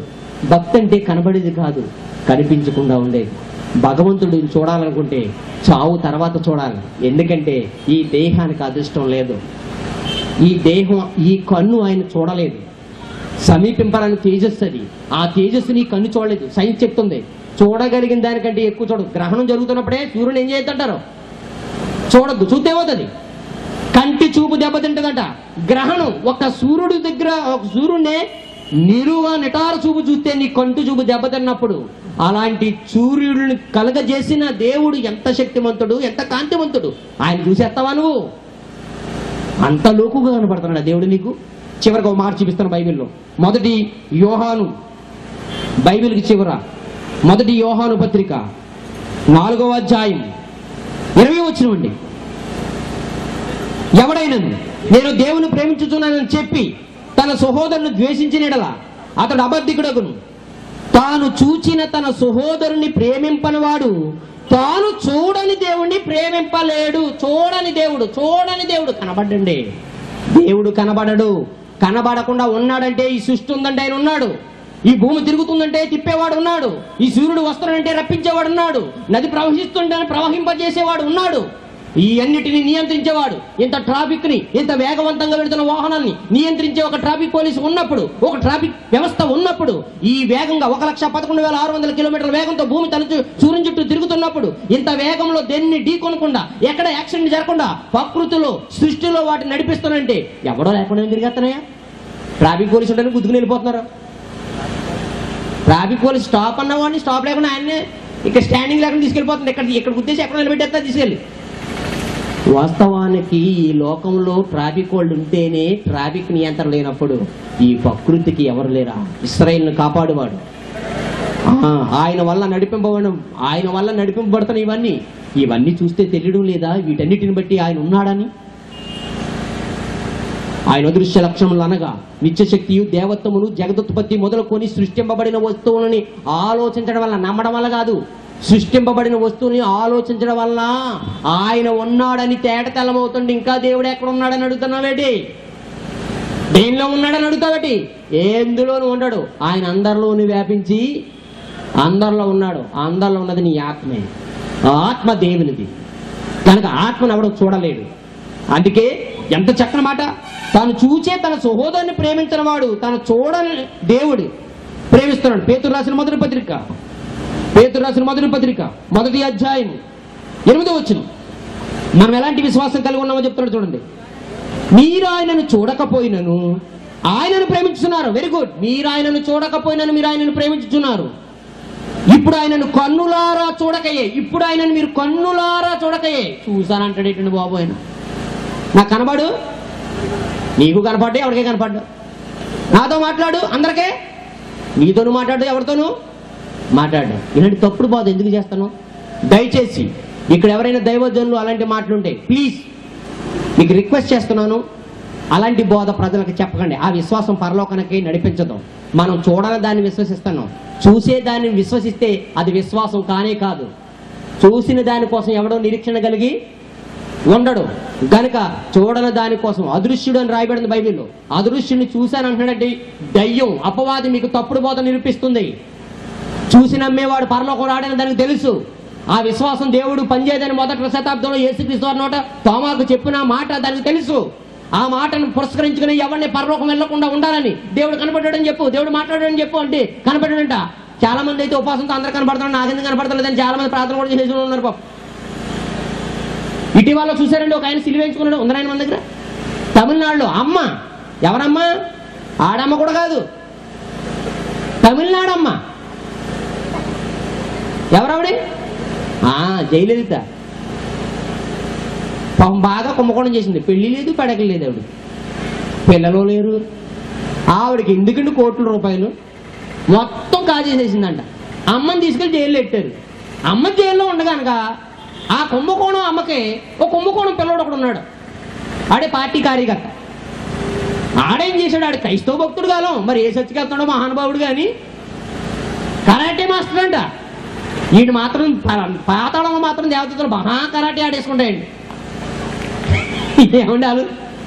అమ్మ మళ్ళీ ముఖ్యమంత్రి అయ్యి మాకున్న ఈ బట్టలు కూడా దోసేసుకోమ్మా, అందుకు ముఖ్యమంత్రి చేయమని దేవుణ్ణి అడుగుతున్నాడంట. ఆడు ఏం చేస్తాడు చూడండి ఒకసారి. మీరు గుడ్ ఫ్రైడే కూడా ఇంత త్యాగం చేయరు మీరు యేసుక్రీస్తు వారి కోసం. అమ్మ కోసం చేశాడు చూడండి. మరి ఆడుగు అమ్మ అని రాసుకున్నాడు చూసారండి. ఆడుగు ప్రార్థన చేస్తున్నాడు. సౌండ్ లేదా నేను? అది ఇక్కడ అప్పుడే ఇక్కడ ఎవరో జిందాబాద్ కూడా వేస్తున్నారండి. ఈడుగా ఆడుకో అమ్మకో.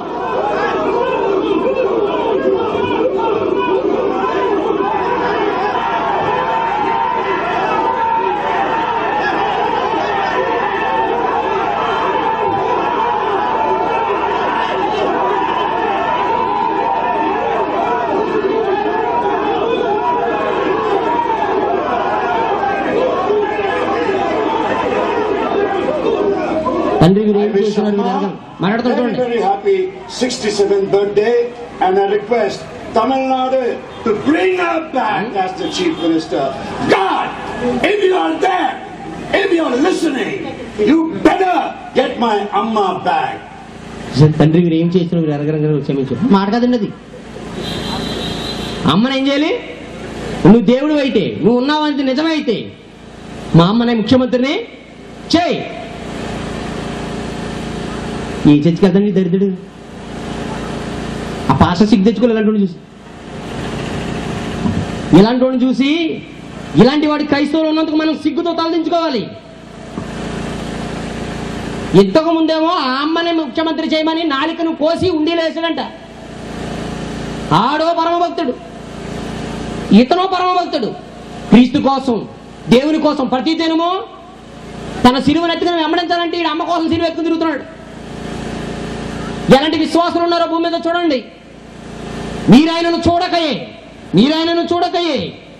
మీరు ఆయన చూడకపోయినా ఆయన ప్రేమించుతున్నారు. ఇప్పుడు ఆయనను కన్నులారా చూడకయే విశ్వసించుచు మీ విశ్వాసమునకు ఫలము అనగా ఆత్మరక్షణను పొందుచు చెప్పసక్యమును మహిమాయుక్తమునైన సంతోషము గలవారై ఆనందించుచున్నారు. అది కావాలి మాకు, ఆ విశ్వాసం కావాలి మాకు. ఆయన కనపడడం అవసరం లేదు. నేను చనిపోయి క్రీస్తు రెండవ రాకడలో వచ్చినప్పుడు సమాధులు తెరవబడి అక్షయ దేహాలు ధరించుకుని క్రీస్తుతో పాటు పరలోకానికి వెళ్ళి అప్పుడు నేను కన్నులారా, ఎవరి మట్టు కాదు నా మట్టుకు నేనే ఆ దేవుని నేను కన్నులారా చూస్తానని యోబు గారు తమ నిరీక్షణను వ్యక్తం చేస్తున్నప్పుడు ఎవరు చూడరు, నా మట్టుకు నేనే కన్నులారా ఆయన చూస్తాను. ఎప్పుడు ఆలోచించండి. పరిశుద్ధత లేకుండా ఎవడను దేవుణ్ణి చూడలేడు అని చెప్తున్నప్పుడు ప్రియమైన వాళ్ళారా, బైబిల్లో చెప్పినటువంటి దేవుణ్ణి చూశాననేటువంటి పదాలన్నీ దేవదూతలను చూసి దేవుని చూశామని వాళ్ళు అనుకున్నారో, వాళ్ళు ఏమనుకున్నారో అనుకున్నది అనుకున్నట్టుగా దేవుడు రాసి, ఒకవేళ అలా అనుకుని మీరు కూడా పొరపాటు పడతారేమని దాని జవాబు మరొక వచనాల్లో రాసినప్పుడు దాన్ని చదివే తీరుబడి మీకు లేక, దాన్ని పరిశోధించలేక మీరు ఏం చేశారంటే దేవుడే కనబడ్డాడని మీరు అనుకోవడం ఎంతవరకు సమంజసమో ప్లీజ్ నా యొక్క ఆవేదనను మీరు అర్థం చేసుకోండి. దేవుడు అనాది కాలంగా ఘోషిస్తున్నాడు ఈ పదాల ద్వారా, ఈ వచనాల ద్వారా. మీరు అర్థం చేసుకోరా, మీరు గ్రహించరా? మరి ఇలాంటివి చెప్తుంటే నేను విమర్శిస్తున్నానని సంఘాల్లోనూ సేవకులు నన్ను అనుకోవడంలో పొరపాటు లేదు, అనుకోండి. కానీ మీరు అపార్థం చేసుకోకండి. సేవకులు కనుక వాళ్ళు చెప్పేది ఇంత తప్పు చేస్తున్నారని మీరు వెళ్ళి అడిగితే అలా అడిగినందుకు వాళ్ళకి బాధ కలిగించవచ్చు. కానీ బాధ కలగడం కంటే మారుమనసు పొందడం అంతకంటే గొప్ప సంగతి. కనుక మారండి. ఒకవేళ మీకు చెప్పిన సంస్థలు కానీ మీ నాయకులు కానీ అలా బోధించుండొచ్చు. కానీ మీరు కూడా యెహోవా ఉత్తముడని మీ సొంత అనుభవంతో రుచి చూడండి. ఆయన ఏం చెప్పాడు ఒకసారి బైబిల్ చూడండి. దేవుడు కనబడతాడా? కనబడ్డని బైబిల్ చెప్తుంది కదా. నేను తప్ప ఎవరు తండ్రిని చూడలేదని యేసే స్వయంగా సాక్ష్యం ఇచ్చాడు కదా. నేనే బాబు, నేనే చూశాను, మీరు ఎవరు చూడలేదని. మరి పరలోకం వెళ్ళింది ఎవరు? నేనే కదా. నేనే విన్నాను ఆయన స్వరం, నేనే అనబడుతున్నాను. అది ఎప్పుడు భూమి మీదకి రాకముందు ఇక్కడికి వచ్చాను. ఇక్కడికి వచ్చి కూడా యేసుక్రీస్తు వారు నేను ఇప్పుడు ఇందాక గెచ్చమంది తోటలోకి వెళ్ళి యేసుతో దేవునితో మాట్లాడొచ్చాను అన్నడా? ఇప్పుడే గెచ్చమంది తోటలో దేవునితో మాట్లాడొచ్చాను, దేవుడు స్వరమైన వచ్చాను, దేవుడు ఇప్పుడు ప్రత్యేకంగా చూశాను నేను. గమనించండి, బైబిల్ చదవండి. మీరు చదివినంత వరకు, మీరు చదవకపోతే వాళ్ళు అలాగే ఆడిస్తారు. మీరు చదవండి, భక్తి నిలుపుకోండి, విశ్వాసాన్ని కాపాడుకోండి. విశ్వాసమునకు కర్తయ్యి దాన్ని కొనసాగించబడి యేసు వైపు చూచు ఈ లోకముందున పందెములో ఓపికతో పరిగెట్టండి. మనుషుల జ్ఞానాన్ని ఆధారం చేసుకుని విశ్వాసాన్ని డెవలప్ చేసుకోకండి. వ్యక్తిని బట్టి విశ్వాసాన్ని డెవలప్ చేసుకోకండి. సంస్థను బట్టి విశ్వాసం ఉండకూడదు. బైబిల్ జ్ఞానం, దేవుని యొక్క వాక్యాన్ని బట్టి స్థిరపరచుకోండి. యేసు చెప్పిన బోధ పరలోకానికి ఒక చక్కనటువంటి సన్మార్గాన్ని వేస్తుంది. ఆయన బోధ ముందు లక్ష్యం ఉంచండి. చూసే మనిషికి సహాయం చేయలేనోడు, చూసే మనిషిలో దేవుని చూడలేనోడు, కనబడి దేవుడు కనబడ్డాడు. అందరిలోనూ దేవుడు ఉన్నాడు అన్నప్పుడు ఇక్కడ ఉన్న వాళ్ళందరూ దేవుడు లేడా? ఈ దేవుని చూశానంటాను వీడి చేత కాడలేదు. గోడ మీద కనపడ్డాడో, కాలు కనపడ్డదో, ఏది కనపడదని మాత్రం చెప్తాడు. ఎదురు కనపడుతున్న సోదరులు అందరిలోనూ వ్యాపించి ఆయన అందరిలోనూ ఉన్నాడన్నప్పుడు అందరూ ఉన్న దేవుడికి సహాయం చేయడం చేత కాదు. కానీ కనపడకుండా దేవుడు కనపడ్డాడని చెప్పుకోవడం ఎవరిని మోసగించడానికి. కనుక అందరిలో ఉన్న దేవుని చూడు, అదృశ్యుడైన దేవుని చూడాలని అనుకోకు. చనిపోయిన తర్వాత క్రీస్తు వచ్చినప్పుడు నీ క్రియలను బట్టి నువ్వు మంచి చేస్తే ఆయనతో పాటు వెళ్ళి అప్పుడు అందరం ఒకేసారి కన్న తండ్రిని దేవుని చూద్దాం. ఆయన మన కోసం వెయిట్ చేస్తున్నాడు, ఎదురు చూస్తున్నాడు. మన గురించి ఆయన ఎదురు చూస్తున్నాడు. తన కుమారుని లోకాన్ని పంపిస్తే ఆయనతో పాటు మనం చేసిన క్రియలను బట్టి దేహాలు ధరించుకుని ఆ క్రీస్తుతో పాటు ఈ సంఘం బయలుదేరి వెళ్ళి అప్పుడు ఏ కన్న తండ్రి అయితే మనం చేశాడో, ఏ కన్న తండ్రి అయితే మన కోసం పరితపించిపోతున్నాడో, పాపంలో చచ్చిపోతున్న వాళ్ళని గురించి ఏ తండ్రి అయితే ఆలోచించి యేసుక్రీస్తు వారిని పంపాడో, ఇప్పటికీ నీతిమంతుల మీదను అనీతిమంతుల మీదను వర్షాన్ని కురిపించి మంచివారి మీదను చెడ్డవారిని సూర్యుని ఉదయింపజేస్తున్నాడో ఆ మంచివాడు, ఆ గొప్పవాడు, ఆ సర్వశక్తిమంతుడు, అదృశ్యుడు, అక్షయుడు, అలాంటి పేర్లకన్నిటి అర్హుడైనటువంటి ఆ దేవుని మనం కన్నులారా చూద్దాం, ఆనందిద్దాం. మన జీవితానికి అంతకంటే గొప్పదేమి లేదు. దానికి మీరు చేయవలసింది సత్క్రియలు, వాక్యమందు ఆసక్తి, ప్రార్థన ఎందు పట్టుదల. ఇవి చేయండి. పట్టుదలతో ప్రార్థన చేయండి. వాక్యం అంటే ఆసక్తి కలిగి ఉండండి. సత్క్రియలు చేయండి, విడిచిపెట్టేయకుండా చేయండి. ఎదుటి వాడికి సాయం చేయండి. ఎదుటి వాళ్ళు దూషించినప్పుడు, అవమానించినప్పుడు, కొట్టినప్పుడు, తిట్టినప్పుడు బాధపడకండి. వాళ్ళ కోసం ప్రార్థన చేయండి. ఈ లోకంలో మన మీద ఎన్ని దాడులు జరుగుతున్నా ఆ దాడులు చేసేవారి కోసం, వారి మనసు కోసం ప్రార్థన చేయండి. మనల్ని ఎంత అంతం చేయాలని ఆలోచన చేస్తున్నా, ఎన్ని చట్టాలు తేవాలని అనుకుంటున్నా వారి కోసం కేవలం ప్రార్థన చేయండి. వారి మనసు మార్చడానికి మనం ఓర్పు, మన సహనాలే వారి హృదయాలు మారుతాయనేది బైబిల్ చెప్పిన నిత్య సత్యం. ఇది మనం పాటిద్దాం. మనం ఎవరికే మన శత్రువులు కాదు. ఏ మతస్థులైనా, ఏ కులస్తులైనా, ఏ మనిషి అయినా మనకి సోదర భావం కలిగిన వాళ్ళం. మనమందరం ఒకే తండ్రిలోంచి వచ్చిన వాళ్ళం. అందరికీ తండ్రి అయిన దేవుడు ఒక్కడే, అందరికీ రక్షకుడు యేసుక్రీస్తే. కనుక ఇది గమనించండి. మీరు కూడా మాతో పాలువారై ఉండండి. మా లక్ష్యం గొర్రె పిల్ల అనేటువంటి మిమ్మల్ని తోడేళ్ల బారి నుండి రక్షించడమే. మా లక్ష్యం గొర్రె పిల్లను తోడేళ్ల బారి నుండి రక్షించడమే. కనుక ఆ గొర్రె పిల్ల మీరే. మిమ్మల్ని తినేయడానికి ఉన్నటువంటి ఆ తోడేళ్ళ నుండి మిమ్మల్ని రక్షించి నిత్య జీవానికి వారసులు చేస్తాం. అది మీరు గమనించి మాతో ఏకీభవించండి. పరలోకం అదిగో మా లోగో, అదే మా లక్ష్యం అండి, మా ఉద్దేశం. అదిగో ఆ చేతులు మిమ్మల్ని రక్షించడానికి, ఆ తోడేళ్ళకైనా మేము బలైపోవడానికి సిద్ధంగా ఉండి మేము చేస్తాం. అదిగో ఆ గొర్రె పిల్ల మీరే. ఆ గొర్రె పిల్ల మీరే. మీకోసం ఎలాంటి వారితో పోరాడుతున్నాం ఒక్కసారి చూడండి. మీరు తోడేళ్ల మధ్యకు గొర్రె పిల్లలు పంపుచున్నట్టుగా మిమ్మల్ని పంపుచున్న ఆనాటి అపోస్తులను యేసుక్రీస్తు వారు ఉటంకించినప్పుడు ఆ తోడేళ్ల వాళ్ళని అట్టుకుని దిక్కుమాలు చావులతో వాళ్ళని చంపేసే ఆ రోజు అయినప్పటికీ వాళ్ళు నిత్య జీవానికి వారసులయ్యారు. అదే మా లక్ష్యం. మిమ్మల్ని రక్షించడమే మా ధ్యేయం. మీ ఆత్మల రక్షణ మా ధ్యేయం.